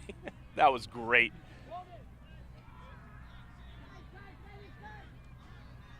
Helton needs a reset and just throws into space for Matsuka. Zips it up the line to Schwenk. And a call, pick call out of the stack. Going upwind, Brett Matsuka wants to throw a hammer. And a 30-yarder at that. Perfect shot there to Helton a moment ago. Here is Helton, inside break, and he's got the goal. Michael Schwenk there. And Machine again holds after the ring break. And these are important scores, not just because they're upwind, but because Machine is showing some resilience in the face of getting broken. Exactly, they're able to bounce back right away. They have no problem working up the field, and that's great. I think these teams are starting to figure out that this is not going to be a huck and play D game, and so you might as well start to take some chances and really guard the unders aggressively. Both teams are getting into a comfort zone. There's going to be some adjustments made, and especially going into the second half. The important thing now is Ring, immediately before when Ring broke, they got the upwinder, and when they were faced to go ahead and protect that score, they were broken right back. Really good opportunity here for Machine. Really pivotal point before half.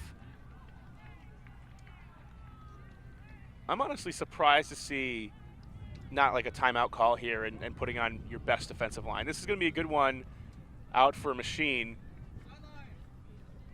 But you have some timeouts. Take advantage of them. It's 6-6. There's a couple points for half. I mean, you got to go. This is quarterfinals. Yeah, I expect we'll see a timeout here in the next couple of points. This is definitely a big spot.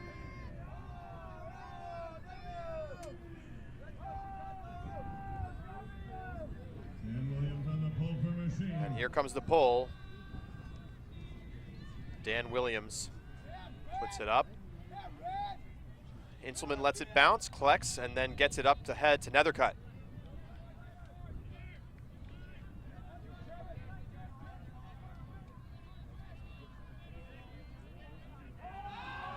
Big shot deep. Looking for Jarrett Bowen. A bunch of people coming underneath.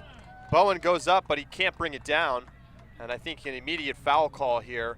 Definitely some contact. I think the call is against Jack Shea. And really a question of whether that contact created the drop.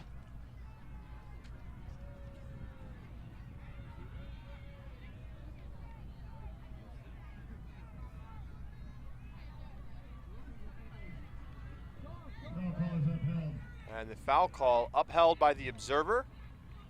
So it's going to be Ring's disc right on the goal line here. Machine shouting out instructions for the resumption of play here. And it's just a short backhand into the end zone for Hood. And Ring's got a hold. It's 7-6. They'll have a chance to go downwind on defense with a chance to take half. And there we finally see Jonathan Nethercutt uncork one of those patented foot hucks that we've been hearing all about. It's such a weapon, and for Ring going upwind, that's all he has to do is get separation. It's just by a little bit, and he's going to be able to muscle it out. You know, for him, normally it's going to be a 75-yard flick that he can put in normal conditions.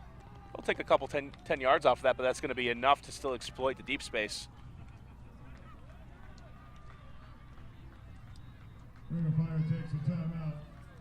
So timeout on the field. We'll be right back. We're back live in Frisco, Texas for the quarterfinal matchup between Chicago Machine and Raleigh Ring of Fire. Ring's got a 7-6 lead as they look to get a break going downwind here on defense, try to take half up 2 on Chicago. However, Machine's offense 2-0 going upwind in this game. Yeah, they've had no problem moving the disc. But still, coming in before half, it's not a great situation to be in. You got to go 70 against a staunch defense. And the disc goes out through the fence, so they're going to have to call for a new disc because it rolled way out of here. Brett Matsuka is going to bring it to the goal line here. Check it in. It's going to be Nethercutt on the mark. Both teams stacking up their lines. Matsuka goes underneath to Geppert. Geppert is in a name that you haven't, heard about as much since his Wisconsin Hodag days, but he's won national championships at the college level, and he understands what it takes, the mentality that you need to have in order to fight through games like this. Scandal just took a lead on Molly Brown, 8-7. Something to keep an eye on. Scandal trying to reach another semifinal and try to get back to another championship.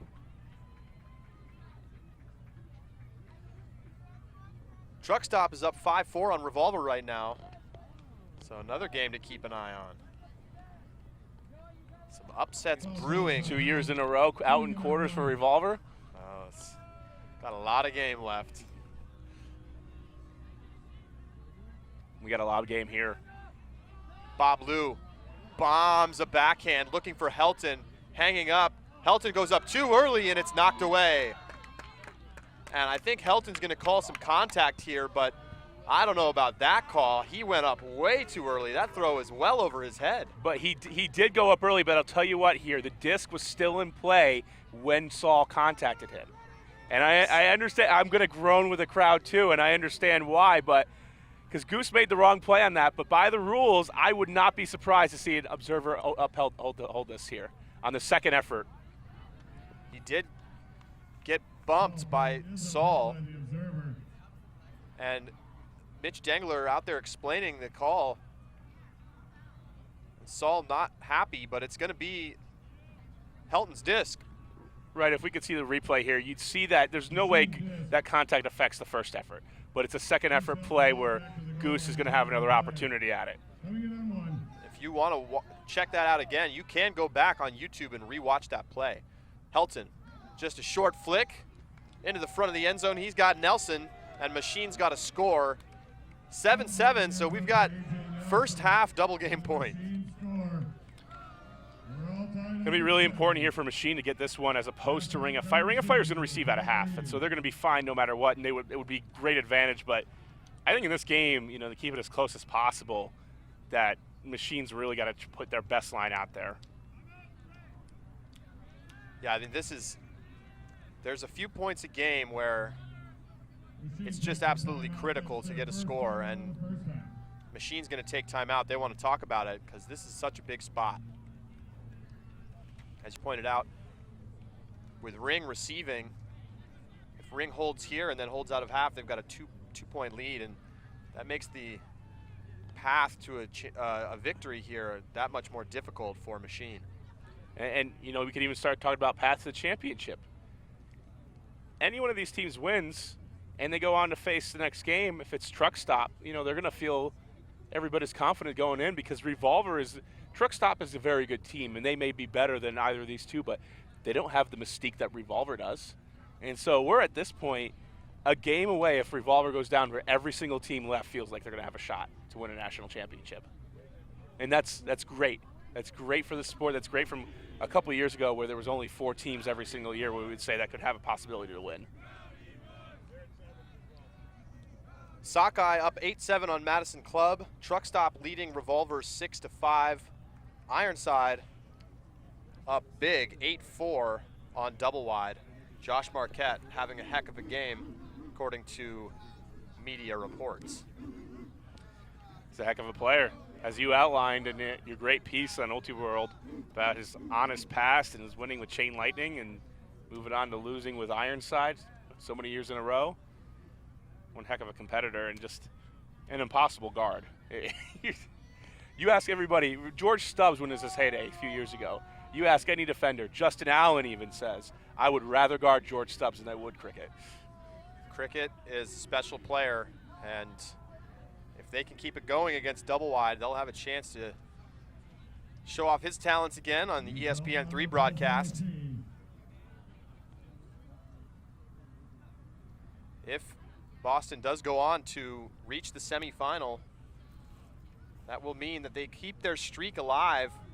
Ever since they started the team, they've reached at least the semifinals. Boston Ultimate's just been good forever. Forever. Underway here in this first half's final point, John Nethercutt hits Micah Hood. Pick call. I don't think either team has reached their defensive potential in this game, and we haven't reached that kind of fever pitch of desperation. They're kind of feeling it out and seeing, it's almost like they're playing defense just hard enough to take advantage of any bad mistakes. But I see a lot of open undercuts and just a lot of separation still. Hood. High stall situation, has to put it deep, and it's taken away, just ripped out of the air by Kevin Kelly, one of the captains of this Machine team. So Machine gets the turn. Sent back to Helton. Ahead to Schwenk. And ripped out of the air on a massive layout. What a play by Jack Williams. Here's Ben Dieter to Nethercutt. Seems like I stand corrected. I think the defense has finally reached the fever pitch. Jared Inselman now looking for a cutter and now needs a reset, and there's Nethercutt. Right back over to Inselman, who goes up line. Casey, inside backhand, and into the end zone for the score. Jared Bowen hauls it in, and Ring takes half, 8-7 over Machine. Jack Williams right now is the reason why Ring could easily go up 2 coming in the second half. They're going to get the disc going downwind. That's going to be a huge advantage. Well, that'll do it for the first half. We'll be back in a few minutes for some analysis of the first half, some look ahead to the second, and the rest of this fantastic quarterfinals matchup. You're watching Ultiworld's live coverage of the 2015 National Championships. Every time we touch the license, we play better. Let's go, take down the field. An Ultiworld subscription gets you closer to the players and personalities you care about with game video, in-depth written and video analysis, He's going to take off deep, but what he does is very simple. documentary shorts, And we've played Brute Squad before, and it just feels a little bit harder to lose this year. and a whole lot more. To get your subscription or learn more, go to ultiworld.com/subscribe. Welcome back to the Toyota Soccer Center. Here in Frisco, Texas, you're watching the quarterfinals in the men's division, where Raleigh Ring of Fire has an 8-7 lead on Chicago Machine. Ring set to receive the disc. They'll be going downwind and have a chance to take a 2-point lead. It would be their largest of the game. I'm Charlie Eisenhood, joined by Brian Jones. And really an even first half, Brian, but Ring comes away with a 1-break edge. What was the difference maker? Jack Williams. I mean, Jack Williams was incredible on the defensive side there, getting that catch block, and that's why they're up 1. But in general, why Ring is in this game right now and why they're up, it's got to be the addition of Jared Inselman. Inselman is such a quality thrower, and just having him with Brian Casey, Nethercutt, guys that you can swing it to and they have that option. Inselman's been able to take a pass and set up the break throw right away. So Machine facing a very big defensive point here. Ring has 2 breaks in the game. Machine has just 1. And that's the difference. Worth noting, Truck Stop leading Revolver right now 8-5 at the half. Sockeye and Madison Club tied at 8. Some exciting games here across all the divisions right now. Ironside leading 8-5 over Double Wide. And just to go back to a sort of a controversial foul call there by Goose Helton in the end zone. Got some clarification on what the call was there. The call was that he was impeded on his initial jump for the disc, not that there was a second effort opportunity. So Noah Saul hit Helton as he was going up, and then that was why that call was upheld by the observers. So we're underway here to start the second half. Ring on offense. And here we go. Jared Inselman facing a sort of a mild double team. Comes to Nethercutt on the sideline, who zips it ahead to Dieter. Dieter shooting for the end zone, and he's got his man. It's Jack Williams opening the second half with a score. It's 9-7 Ring. And Ring of Fire uses a side stack beautifully there. And the reason is because they have guys like Nethercutt and Ben Dieter who start off, who can be handlers and throwers, but also can threaten deep because they're tall enough to do so. If Nethercutt busts deep, Walden Nelson, the cover, has to go with him and so he ends up getting an under. Nethercutt, even though it's windy out and that you don't expect a deep throw to really go off right away or you want to force it, you can't take that chance. Just really good flow for Ring of Fire to start out the second half. Ironside up 9-5 on Double Wide. So it's just somewhat of a surprising result so far. I tell you what, if this is the year Ironside somehow wins it, when everybody else just goes down, I mean, wouldn't that be fitting? The year that everybody thinks that Boston doesn't have it. And that's something else. I mean, I saw them play at regionals, and their offense, it really does look pretty good still. I think, we talk a lot about the losses for that team. Many of the top players left the defense, so they've changed things up on the defense, but in some ways, they've gotten better on D about getting the disc into the end zone, something they'd struggled with many years in the past. Well, I think you give credit. I mean, don't want to spend too much time here in Boston Double Wide, but I think Josh McCarthy actually made a lot of great adjustments this year and started adding dumps to their offense and making other adjustments, running side stack at times. Matsuka picks up for Machine. He swings to Lou.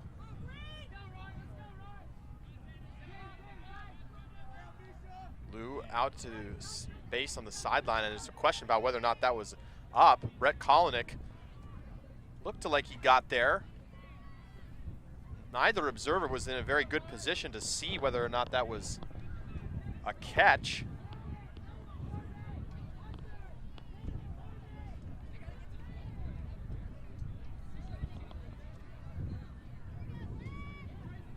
So some discussion now. It looks like they're going to have to send it back, and I think that's exactly why. Mitch Dengler didn't have a good look at that. So when there's a disagreement between the players and the observer doesn't have a clear eye what happened, the disc goes back. So it'll go back to Lou. Stall's coming in on 5, so a good chance here for Ring in a potential high stall situation. Denardis is orchestrating a bracket downfield. Goose Helton breaks it up, comes underneath Noah Saul trailing. Nelson on the sideline now. Slover, back to Nelson. Now, not clear who needs to move there. Matsuka and Liu were both standstill for about 3 seconds. A little bit of confusion here on the Machine offense. And now a foul call. Excuse me, a pick call. The wind has shifted directions a little bit. It's now blowing across the field a little bit more, coming from behind the camera. So more zany weather here, and a travel call against Kolinek.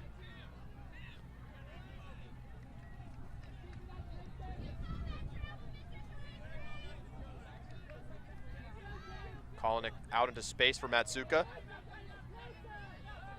And Matsuka's throw too high. Collision between the two players, and now it looks like a turnover, but a call from Kolinek. What did you think of that one, Brian? I think the Ring of Fire player has a great case. Tarasi had great position. Kolinek was coming into him. Dennis Tracy looked like he was there first, and Kolinek made that contact, and that's exactly what Mitch Dengler explained to Kolinek. So it's going to be ring disc on the missed throw from Brett Matsuka, and that's, I just mentioned the wind shifting directions. He had to throw that throw up into the wind, and it popped up into the air. Yeah, I mean, it's just been swirling all day. It's been unpredictable, and unfortunately for Machine, it happens right before the throw, and you're not going to have a chance to figure it out, and that's just the way it is. So Tracy picks it up for Ring. We'll see if their D-line offense can stay as sharp as it's been in the beginning of this game. Not this time. Tracy gives it right back on a turf. And Machine fans everywhere are saying, disc don't lie. Matsuka up the line. Nelson's there, and they get a hold, and they dodged a bullet there, Brian. You know, it didn't have to be perfect to A.J. Nelson, but it was right in the breadbasket. That was pretty precarious. If Ring is able to convert that, I mean, that's going to be a pretty big lead in an upwind-downwind game. And now if you're Machine, you got to turn the defensive side. That last possession was not good starting out. You allowed a 3-pass score in the wind. You know, if you allow a 3-pass score in the wind like that, then, and what are you going to do during normal conditions? In this case, the Ring of Fire offense has just been clicking really well. Machine's got to figure out how to do it, and if they need to start putting people on the defensive side, it's never too early to do it in the second half. You have timeouts, you can manage the game well. It's going to be windy, you got to gut it out. Ironside now up 10-6 on double wide.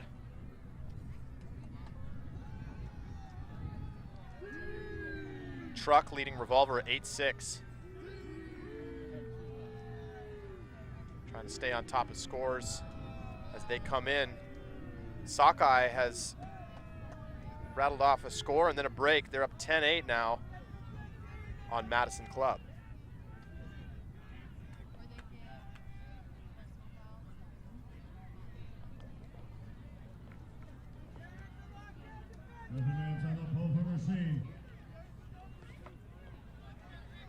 So the pull goes up for Machine. Nethercutt walks to it. And he bombs one downfield. He's got Jack Williams, and Jack Williams has it with no contest. Beautiful shot from Nethercutt, and another great run from Jack Williams. Are they going to figure out that Jack Williams is going deep? Because he has been a monster in this game, whether it's been on the defensive side with a catch block or the ability to generate giant unders or just score goals. And I mentioned it earlier, but you better watch out this college season. He's playing for UNC Wilmington again. And a lot of the talk last year about Xavier Maxtat, his teammate. But Jack Williams may be the player to watch this year. And the two of them will play together, and that's going to be a dangerous team in the 2016 spring college season. Machine doesn't have an answer right now, and I don't know if unless Jonathan Helton can play every single point remaining in this game, that might just be what needs to happen for Chicago to take it. And that's the thing with this format. You don't need to use your depth. You've got, if you win this game, you've got one game tomorrow and possibly one game Sunday. It is go time. This is, your season is on the line. 10-8, Ring of Fire. Machine gonna need 2 breaks, assuming that their offense stays perfect the rest of the way.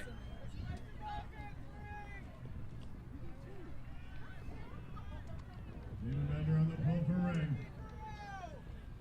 There's the pull. Steven Bender with the pull, gets to about the brick mark. Ron Kubalanza starting it off for Machine. Helton floats a big forehand wide, looking for Nelson, and Nelson toes the line. What a play by AJ Nelson on the near sideline. As that throw looked like it might trail out of bounds, and you mentioned it before, Brian, the big body downfield, and he uses every inch of his length on that one. Yeah, Helton put it up down the sideline and just enough room to get it in, and Ring is looking around and having a couple of discussions because that was not their defensive game plan to let AJ Nelson go deep. Now let's just see if Machine can make an adjustment for Ring's own deep threat, Jack Williams. You know, you take that away, though, and you might just be looking at Jarrett Bowen coming down with the disc instead. Yeah, Ring's offense has looked great in this game. And Machine has to start thinking soon about, you know, it's crunch time. Win or go home right now. When do you start stacking the line? Reports are in the truck stop game that Bo's already on defense, trying to bring him back, and we'll see if there's any Kittredge magic left. And we had a discussion yesterday in terms of, like, is Bo still the best player? And you said no, not in the #1 spot, and I still think he might be. I think after this game, if he's able to help bring Revolver back to victory, that might shed some light where he is. Absolutely. I mean, a gifted player, of course, and certainly in that conversation, but I think for my money right now, I think I'd probably take Jimmy Mickle, maybe Kurt Gibson, maybe Mark Lloyd. Action back here for Ring's offense. Some great adjustments here by Machine, stopping the pull play, and now what they need to do is successfully tighten up. Ben Dieter gets a big under to Hood. Hood up the line to an unmarked Jack Williams. And Williams dishes to Dieter, who barely hangs on, but he's got it right at the goal line. And just a little push pass into the front of the end zone, hits Brian Casey, and Ring's got another easy score. They're back up by 2. Jack Williams is just having such an influence in this game because when you watch the downfield defense for Machine, they are respecting the deep so much that they're giving Ring 20-yard unders. And that just cannot happen if they're going to be successful. And that's what the impact of that athletic receiver is having and just opening up space around the field. Truck stop leading Revolver 9-7. Truck set to receive. Brute Squad dominating in their quarterfinal, up 13-6. Riot up 11-6 on Traffic. Game to keep an eye on is that Scandal game. It's 9-8 right now. They're leading Molly Brown. And you know what? Scandal may have lost a lot of players, but I don't think anybody wants to see them in the semifinals. Now if they were to make it. No, I mean, and they're going to have that swagger. It doesn't matter if they've lost players. They're a 2-time national champion. Everybody who's there is going to have confidence, and their coach is going to give them confidence too. You know, a couple of years ago when Revolver was winning championships, I don't think he would have looked at Dutchy, now the head coach for Scandal, and said, oh, he's the best coach in the game, but he's going to be coaching Team USA at Worlds next year. Heck of a rise for him in terms of just stock of. Oh, I mean, he's a stupendous coach. I mean, the adjustments, the mentality. As the disc flies out of bounds. Almost hits us in the booth. Yeah, comes zooming, pings off the scaffolding. And you hear some mock sockeye cheers from the Ring of Fire sideline. Let's go Fish. Matsuka going to set it into play here for Chicago.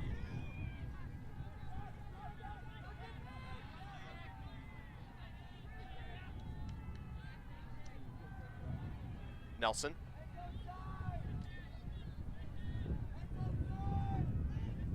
Geppert working off the far side, has to throw a little high release backhand. And is he in?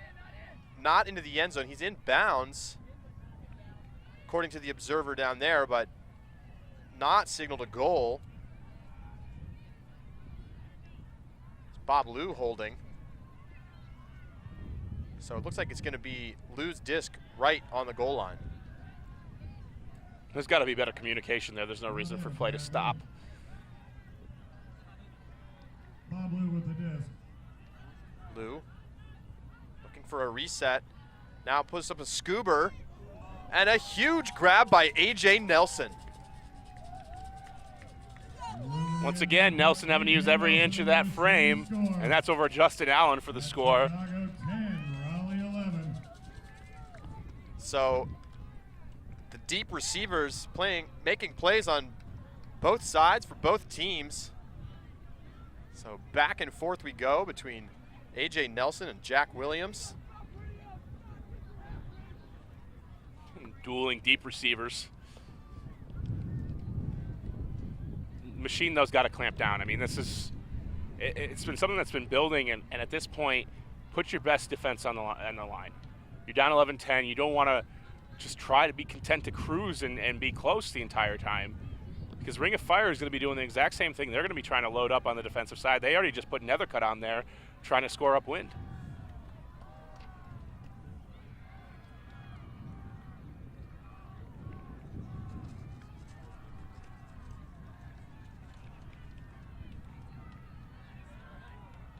We do see still a fairly standard defensive line for Machine. No Goose.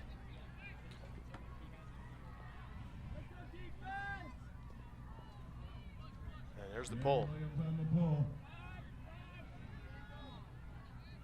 Inselman to Nethercutt. They're just going to, it looks like they've actually put on a couple of players here in the Ring of Fire just to play defense in case there's a turnover. Inselman floats it out into space for Nethercutt.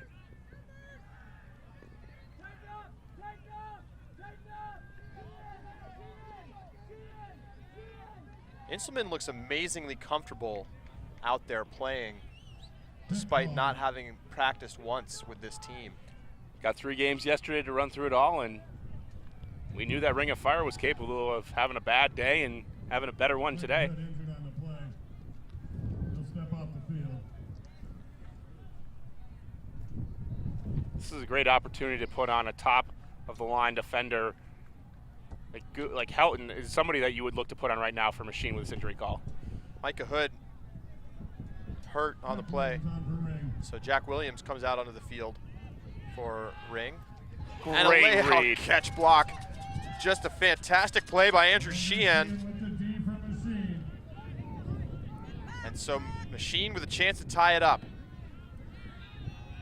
Schwenk back to Sheehan.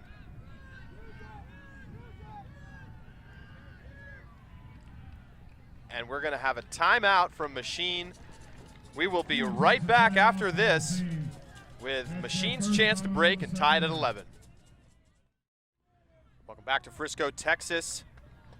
Ring of Fire has an 11-10 lead on Machine, but Machine's got a chance to tie it up here coming out of this timeout. Actually, Helton's on the field as well. Just a subbed on during that injury timeout. But a hand block from John Nethercutt gets the disc back to Ring immediately after the timeout. Now he shoots to the end zone too high and then knocked away and snagged out of the air by Goose Helton. So Helton finally out there on a D point, and we'll see what he can do offensively now that he's got the disc in his hands. Well, you know, right now he would just love to have Brett Matsuka on the field, that or Bob Lou, anybody that could help direct this upwind traffic. He puts it deep.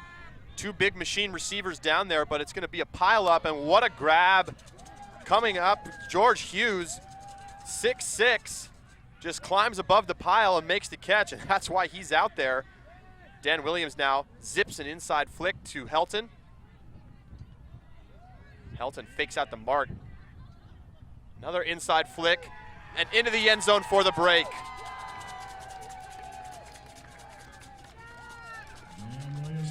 You can't teach height. They say it all the time, and this is why you have it. You put it on the field when you have a win game, you blast it up on a high stall situation, and even though Ring's playing pretty good defense, and they go all gathered, there's nothing you can do. And after that, just Helton takes over, has a couple of great fakes, gets to the end zone. You cannot teach height. And George Hughes was in great position there on the pile-up, and he makes the play.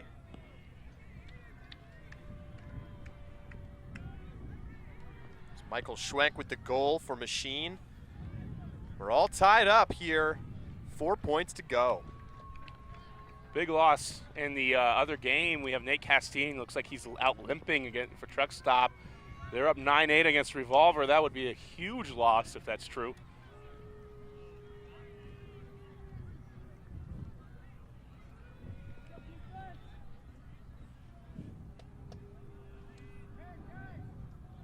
Molly Brown just took a lead on Scandal. 10-9.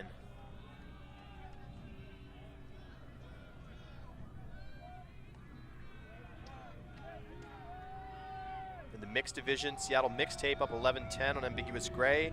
UPA up 10-9 on the Polar Bears. Dragon Thrust up 14-8 on CLX, and Slow White leading Wildcard 10-4. Rings offense going in the generally upwind direction. Nethercutt gets it over to Inselman. Metsuka and Lou nearly employing a double team to start out with another cut. Justin Allen comes underneath. Allen goes ahead to Williams, who was tripped up by Nelson but still made the catch. Williams gets it to Nethercutt. Nethercutt backhand into the end zone for Justin Allen. Great response by Ring, and Machine put out a heavy D-line there with a lot of offensive players, Matsuka, Helton, and Nelson. And now they have to go back up against the wind. They're still in this game, however. They just have to continue to hold an offense. Charlie, what do you think there? They're coming up. They came up the field with a backhand force. Normally with this wind, I'm going to stick to forcing the other team to throw flicks. Yeah, I mean, I guess the idea being to make a round swing harder. They marched it right up this backhand sideline. I mean, certainly in retrospect, I'm sure they wish they hadn't.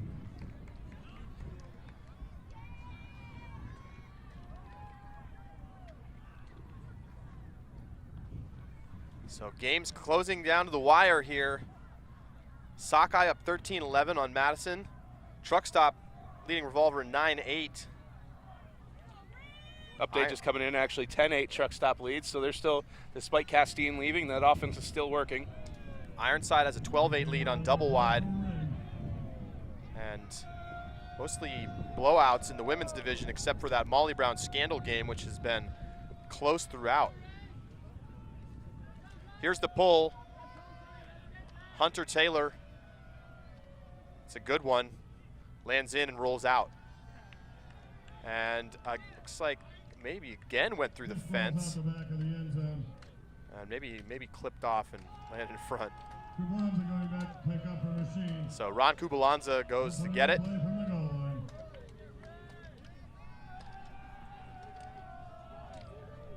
And for some reason, the ring sideline is doing the Florida Seminoles chomp, actually. Charlie, I'm just all discombobulated. I don't know what Ring's doing anymore. Well, it's hard to see a North Carolina team doing the Gator chomp. Well, while doing the Seminole and Braves. Oh, cheer, that's right. Just too many cheers, Charlie. Big shot down the field, but it's tipped and it's taken away. Tim McAllister, great position to make that play, but an immediate foul call. I don't know if I like that foul call much. I don't agree with it. I think that's a tough call to make. And it's immediately overruled by the observer. And Machine Player trying to make his case, but it was an easy call. It's just not a foul. Tim McAllister went straight up. McAllister had He's position. in better position. Right. Again, McAllister with that D. So a big play by Tim McAllister gives Ring a chance to extend this lead back to 2. Nethercutt. Centers to Saul. Teresi goes up the line. Ring using the width of the field so well, and now Nethercutt misses into the end zone. Ring of Fire has had so many chances. And just a sort of an inexplicable turnover there. So Matsuka will get it started for Machine here. And a foul call. Foul ball, uncontested. No contest here. It's Slover with the disc for Machine.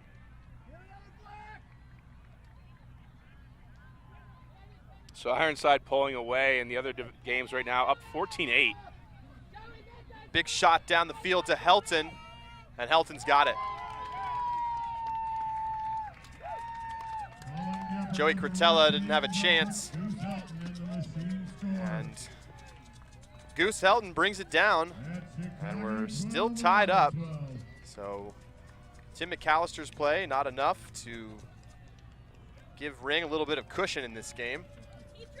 I think Stays close. I think at this point, this is a matter of simplifying your scheme and believing what you're doing. Right now, with with Ring going upwind, you don't need to worry too much about their pull plays being as effective as they have been, and you need to come down with a simple forehand force. I think that it's about your will against the other team right now. Force them to make a play. Trust yourself to do the job.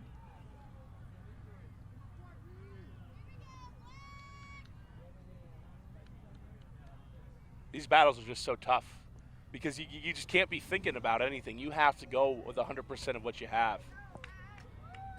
Jamie Quella just scored for Revolver, and it's all tied up in that game, 10-10. That's going to be one to watch down the stretch. So is this one, 12-12. Just been so even all game long. And that soft cap just went off, and so after this, we'll have a game to 15.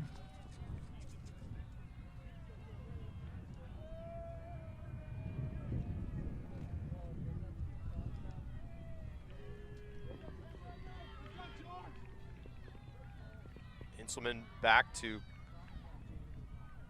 get the pull. Nethercutt not there in the first look. And he is forced to go backfield and catch it on this near sideline. He swings right back to Inselman. Now around to Dieter, who makes a nice catch, gets low. And that throw from Dieter right in between two Ring cutters. Inselman coming upfield, Jack Williams coming from behind, and it falls right between them. Machine hasn't led since the first half. So Machine with a golden opportunity here as Andrew Sheehan picks up. Looking to the end zone. A break for Machine. Walden Nelson gets the goal. Walden Nelson not known for his throwing ability, but he is very quick coming out of Illinois. Was one of the star players back in the mid-2000s and has played kind of second fiddle to Bob Lou, but very quick up the line there. And Machine does a great job attacking quickly, and they're back in front, 13-12.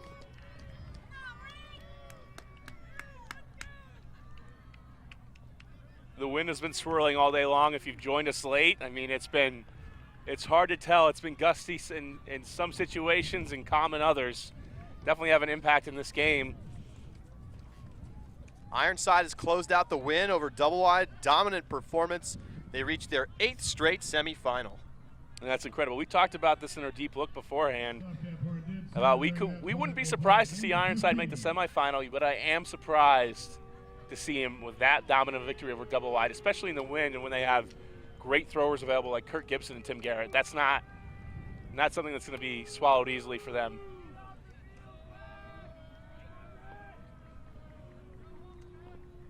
And we still see Jonathan Helton on the field. This is a game now to 15.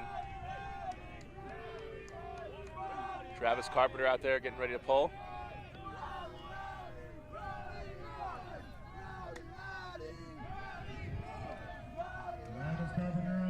And the intensity rises on the sideline as more spectators have gathered around.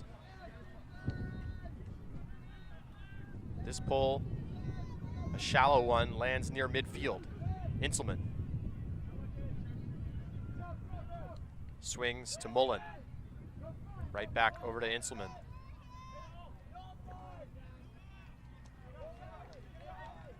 Saul. Inside the Nethercut, nearly drops it. Now a little flick finds Hood.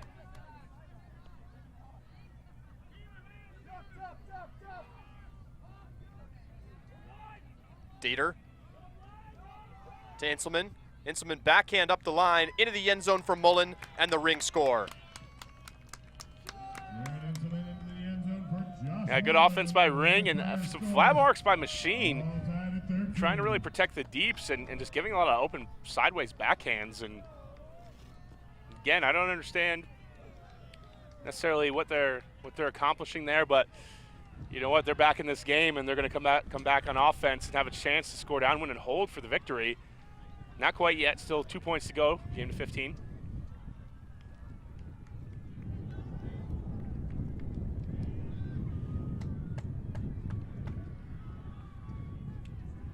So Ring's defense, which has been its calling card, will have to come up big here late in the game.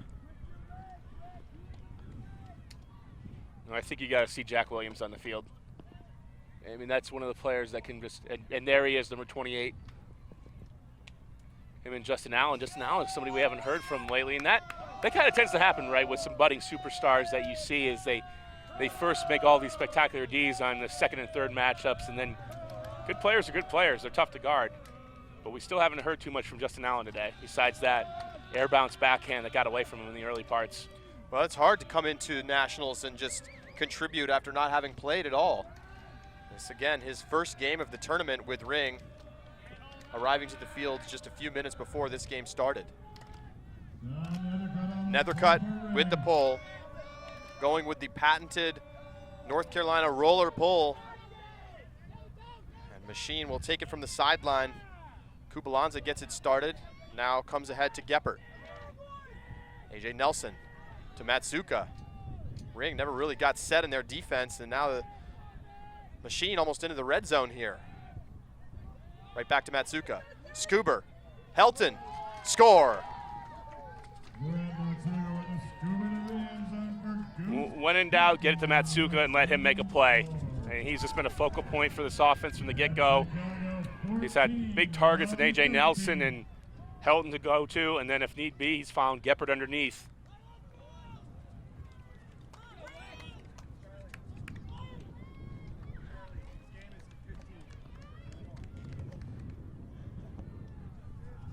So Machine with a chance here. If they can get a break, they can close it out, and they can beat Ring for the first time in program history. Will this also be a first semifinal berth for Machine as well? I believe that's correct. In Chicago, all the way back to Windy City days, we're talking 80s, has made it and won nationals, but. And we're gonna have a timeout on the field. Ring's gonna talk it over here on this must-do point for the offense.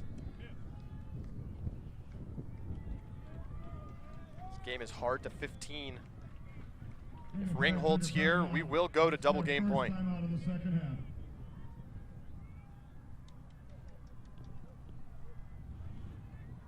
Another game's going on right now. Sake up 13-11 in Madison Club. And Revolver still tied at 10 with Truck Stop. Worth pointing out,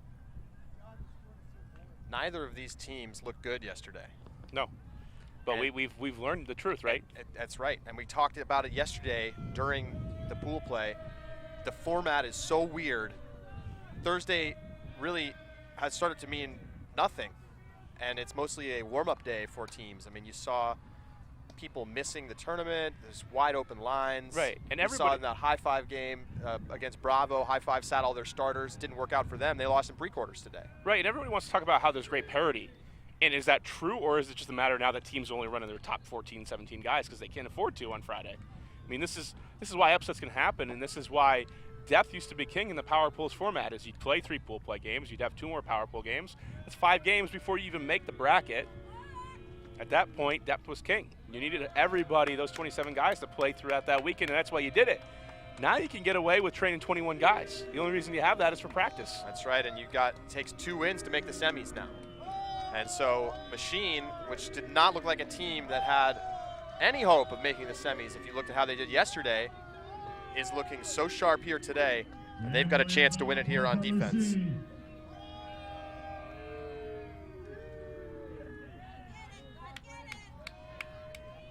The pull is up. Mullen brings it down, gets it to Inselman. Nethercutt initiating out of the stack. Ahead to Justin Allen. I like the poach scheme here from Machine that stops the pull play. Ring was just being so efficient with that earlier today. Hood shooting deep. He's got Allen. Ring scores. We're tied at 14. And that forces double game point.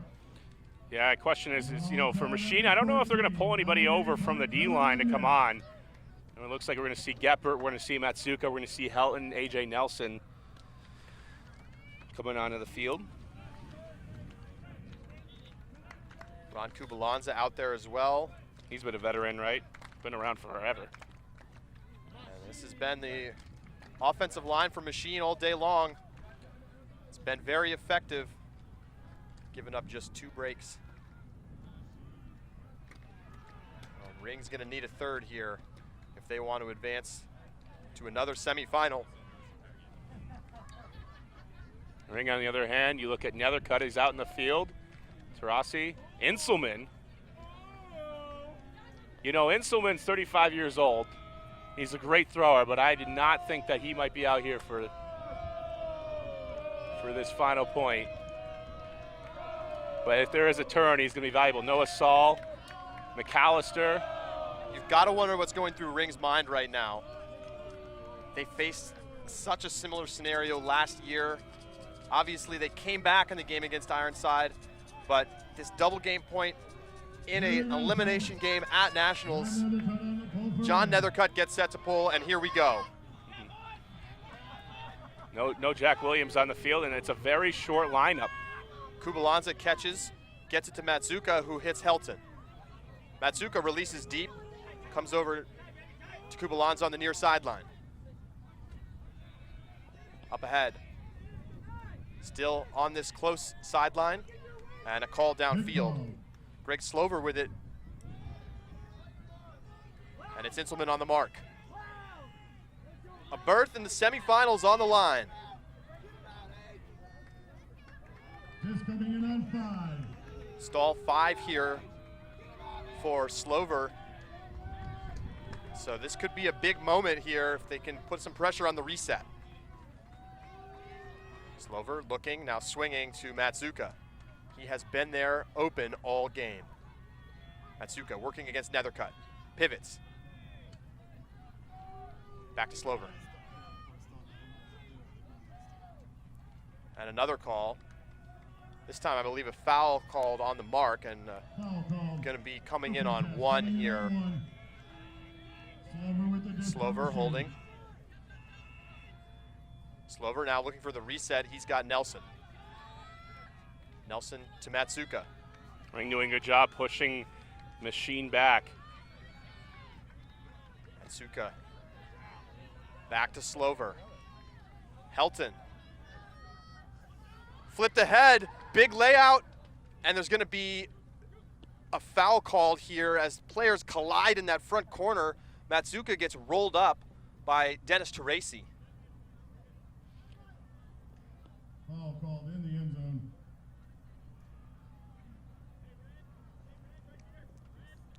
We didn't get a good view of that with everybody gathered on the sideline. Needless to say, this is going to be a contentious call.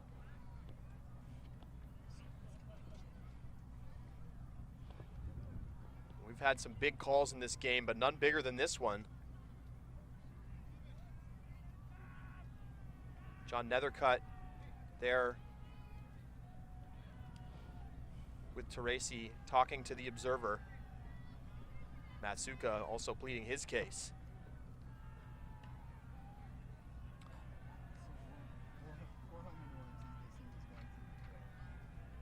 I mean, no matter what, this is going to be huge. And then if you Ring of Fire and they get the turn, having Inselman on the field is going to be an incredible gift. Just an enormous call here, and everybody's trying to be as quiet as possible so they can hear the observer ruling. Complete silence on the sidelines. You know, this is a case where both teams don't know what's going to happen. And it looks like they're going to send it back. So no ruling from the observer on the play. It'll go back to Helton. And ultimately, that's a win for Machine.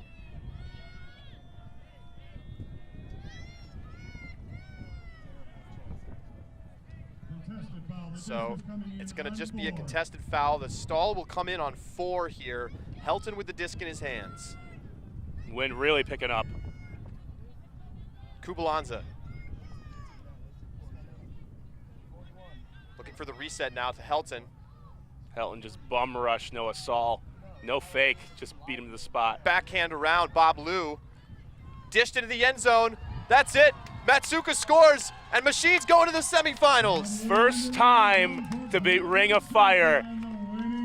You know, it was 12-0 since 2004, but now it's 12-1. Machine played a great game, and so did Ring of Fire. I mean, this was one of the best games we've seen all weekend long. Both teams giving it all. An absolute classic. And Ring of Fire, who came into this game 12-0 against Machine, leaves 12-1. It's the one that counts now. What have you done for me lately? So Chicago Machine, after a bit of a bumpy regular season and a dreadful day yesterday, has come out. They've beaten Bravo and Ring in succession to reach the semifinals. Just an incredible game, and I can't wait to see the semifinals. It's going to be a blast. All right, we are going to check in really quickly right now before we sign off here and get figured out what's going on in these other games. Revolver now up 12-11 on Truck Stop. That's a last look. I don't see a more recent score update. Let's see if I can find one here. Wally Brown just defeated Scandal 13-12 to reach the semis. So Scandal misses out on semis. We definitely, I mean, we need to invest in the Ulti World Red Zone package. Absolutely. That's for sure. Well, Revolver, I see now, Revolver wins 13-12 over Truck Stop. So that game is concluded as games are finishing up on hard cap here. And Sockeye and Madison, I think, still playing. Some wild finishes coming down the stretch. Be sure to follow along at ultiworld.com/live for all of the results from the quarterfinals. We've got a lot more coverage coming your way, recaps, previews of tomorrow's semifinals, and more. Stay with us. This is the conclusion of our live coverage here from Nationals. We will have tape delay coverage of the mixed semifinal and a women's semifinal tomorrow. Those cannot be streamed live due to ESPN3 broadcasting rights. However, we will have those online. All right, we are going to wrap it up here. Final score, Chicago Machine 15, Raleigh Ring of Fire 14 for Brian Jones. And all of us here at Ulti World, I'm Charlie Eisenhood. Thanks so much for being with us, and we'll see you soon. Every time we touch the license, we play better. Let's go, take down the field. An Ulti World subscription gets you closer to the players and personalities you care about with game video, in-depth written and video analysis, He's going to take off deep, but what he does is very simple. documentary shorts, And we've played Brute Squad before, and it just feels a little bit harder to lose this year. and a whole lot more. To get your subscription or learn more, go to ultiworld.com/subscribe. Lance immediately puts it out deep. Jesse Bolton with the bomb back in. McKelly you I play. And you don't even know I exist. You got me over in place. And you're just bad. Girl, you are sexual and That's Johnson going back for it and makes a spectacular catch. Quick deep shot looking for Stepanitis with separation.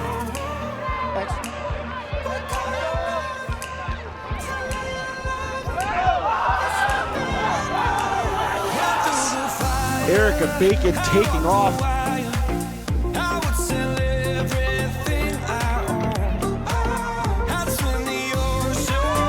And what a play by Pat Niles, catching the deflected disc with the one-handed layout. We can feel the flow underneath our feet. Fire shots through my chest as you watch me bleed. Every kick, drum hit is a symphony. Every brush of your curves is the air I breathe. You speak, I am listening. Sweat rolls, girl, you're glistening. Slow Throw to space from Coulter, and Anderson goes up with the left hand and pulls it in. People watching us, wishing they were obvious. Instead of giving into the frying. And the hammer from Crawford is right on the money.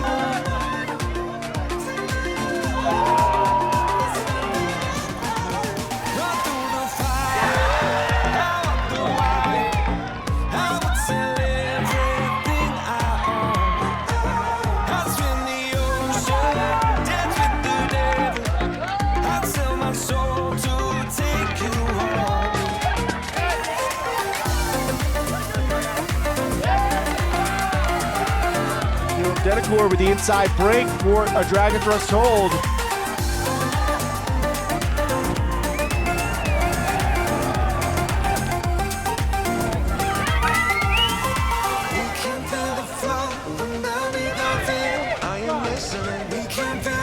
And then a big catch from Ashley Gailey Morgan. We can feel the flow underneath our feet. I am listening. We can feel the flow underneath our feet. Run through the fire, run through wire. I would sell everything I own. I swim the ocean. And Shrinks makes one of the plays he's known for.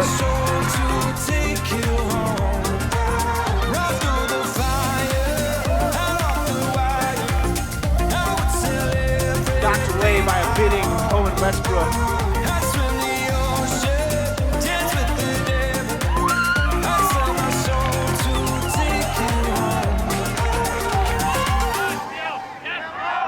Jeffrey around, room to get it, and Jacob Smith comes down with the goal that sends San Francisco Mischief to the national championship game.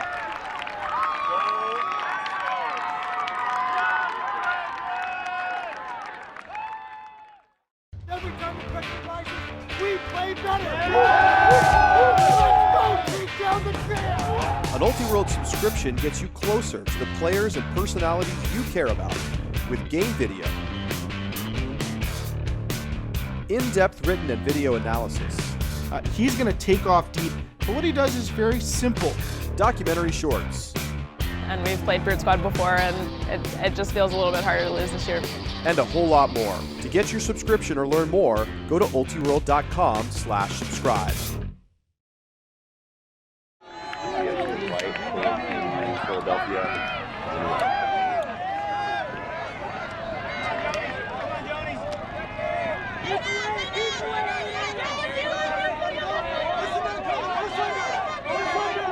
Let's not come now. Let's not come. Come on, let's go.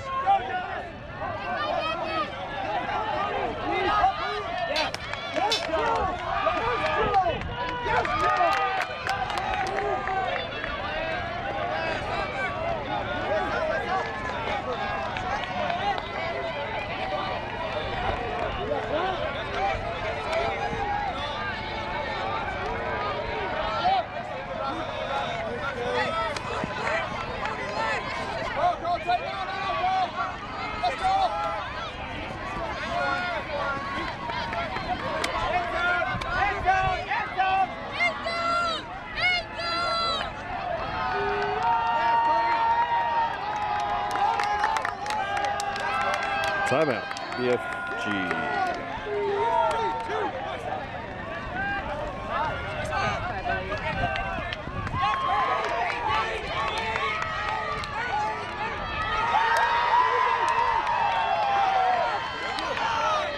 One zero, BFG.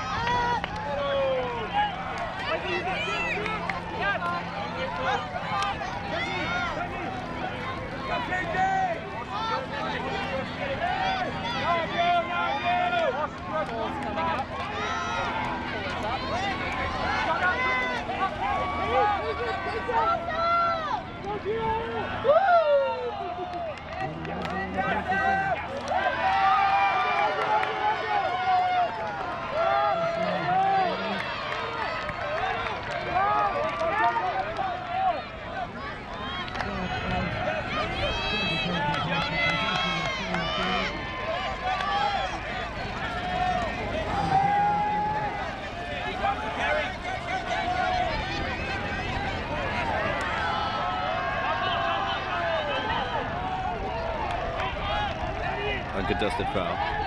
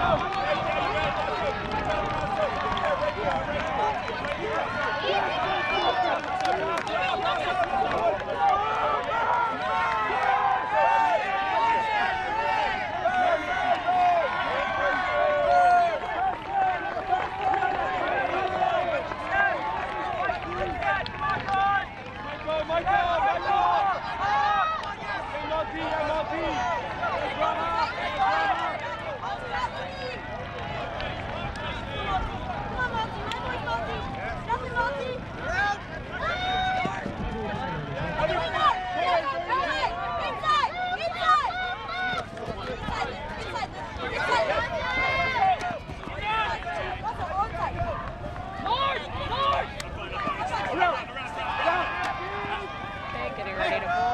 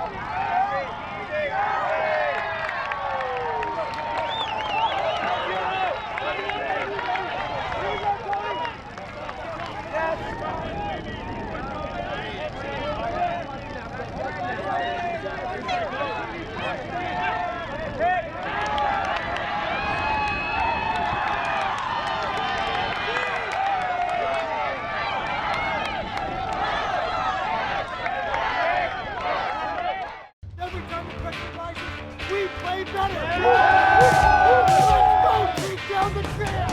An Ultiworld subscription gets you closer to the players and personalities you care about with game video, in-depth written and video analysis. He's going to take off deep, but what he does is very simple. Documentary shorts. And we've played Brute Squad before, and it just feels a little bit harder to lose this year. And a whole lot more. To get your subscription or learn more, go to ultiworld.com/subscribe.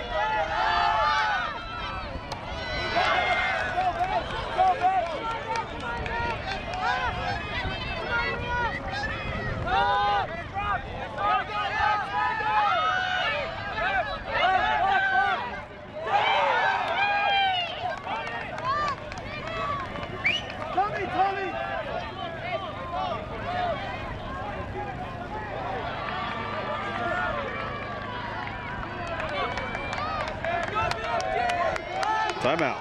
Man. I don't know anyone.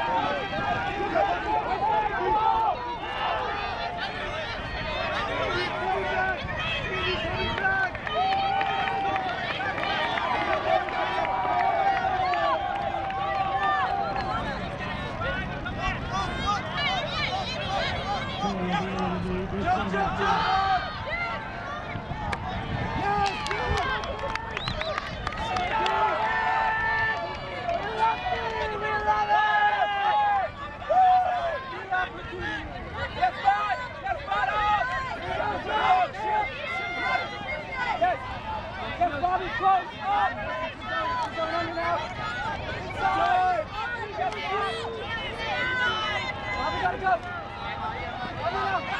Yes,